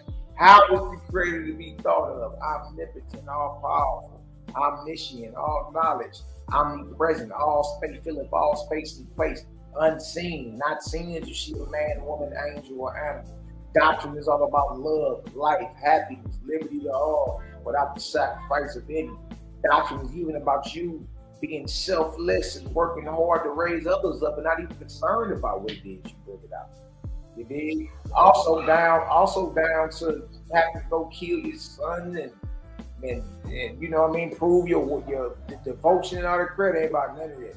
You can sit back and breathe easy, knowing the Creator is not about to skip across your earlobe and tell you to go in there and kill your grandchild. That's off.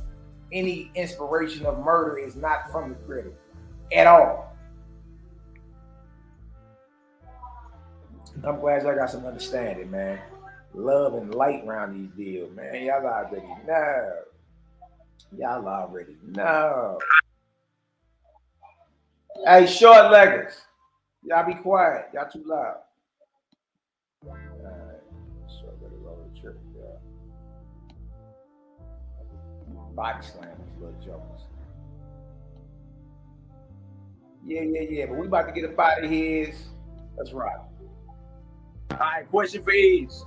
Would you kill your child, your son, if your God told you to? You said the Most High told me to? Yeah. Or yeah, man, the Most High said do it, then that's what it is. Yeah, man, the Most High said do it, then that's what it is. Yeah, man, the Most High said do it, then that's what it is. A 22-year-old woman told hotel workers in Holmes County that she had been directed by God. To go on a shooting spree about the solar eclipse, and that not long after she left the hotel in a purple Dodge Challenger driving to the interstate, traveling west, shooting into two cars. One of the drivers was shot in the neck, the other grazed in his arm. If your God came to you right now, tonight, in pomp and glory, shining, and he commanded the death of your child, would you sacrifice your child? If the Most High is going to do it, of course. Peter Lucas Moses refers to himself as a radical religious person who is with the Black Hebrews. And he just pleaded guilty to killing a 4-year-old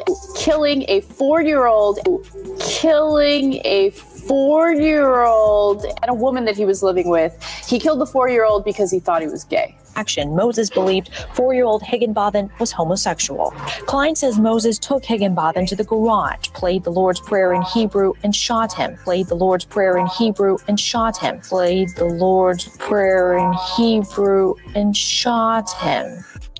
If God came to you and told you to sacrifice your kid, would you sacrifice your kid? Hell yeah. God is called a terrible, demon-like power. God is called a terrible, demon-like power. God is called the terrible, demon-like power. So Napa means empty, you could say, or open. Shita means demon, or demon-like or terrible. Shita means demon, or demon-like or terrible. Shita means demon, or demon-like or terrible. According to the criminal complaint, Polite told investigators God told him to shoot Pastor Germany.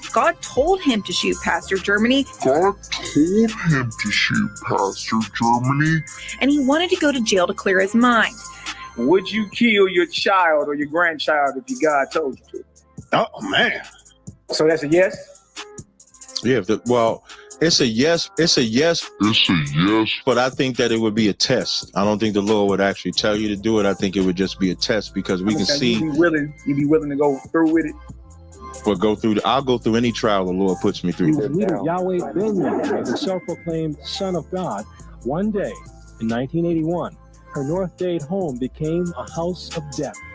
Banks and her husband, Carlton Carey, had just returned from talking with police about another Yahweh member who had been decapitated. Today, Yahweh Ben Yahweh is charged in her attempted murder and the death of her husband. October 1986, Yahweh's takeover in an Opalaka apartment building. Two residents who were ordered to leave publicly complained. That night, both were shot to death. Wow! Judah, do you hear me?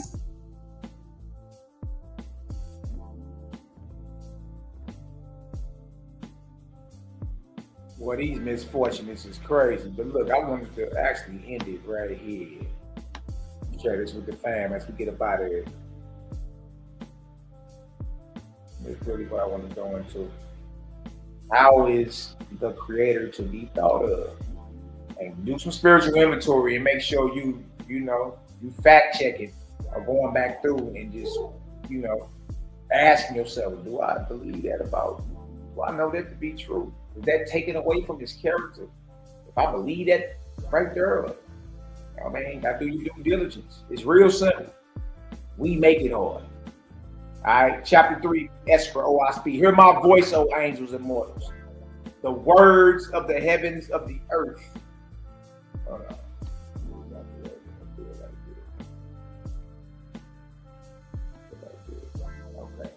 Hear my voice, O angels and mortals. The words of the heavens of the earth are my words, orderly and well disciplined. No man can imitate me. Angels cannot counterfeit me. My words are from the fountain that never errs. What? Who we talking about, boy? Verse 2. Whoever sees my way cannot fail to understand. I do not quibble, nor beat about the bush. I'm not tiptoeing through no damn tulips in moccasin mold. No man can imitate me. Angels can't counterfeit me. My words are from the fountain that never errs. Then you say, whoever sees my way cannot fail to understand. It's simple. I do not quibble nor beat about the bush. How powerful is it though? Your creator ain't tiptoeing through no tulips in moccasin mold. Even lords and gods always nothing in my hand. I trim them up and prune their orchards in my own way. I sift and weigh and assort. For I am Jehovah, the Almighty. Boy, easy money, ball game, bag drop. I want to end it with that. So, hey, y'all, I'm up out of here. Love and light bombs to everybody. All praise to the ever-present creator, the all and all, that always was, is, and ever shall be, whose magnitude is incomprehensible and whose presence is every word. No man can imitate him. Angels can't counterfeit him. His words are from the fountain that never errs. He don't quibble nor beat about the bush. Even the lords and gods you call on in your prayer breath are as nothing in my hands. I trim them up. Come here, little joker. Let me cut your hair. I trim them up and prune their orchards in my own way. I sift and weigh and assort. For I am Jehovah, the Almighty. Headshot. With that being said, all praises to the Great Spirit. Shout out to the CGG. Y'all already know we outside. We in it. And then shout out to the haters, jawjackers, and naysayers. And for all those who fancy themselves as our enemies. Guess what? We give less than a damn about it. We gonna keep dropping light. Bomb after bomb. You dig? It ain't an if. It's only a matter of time. It's a win.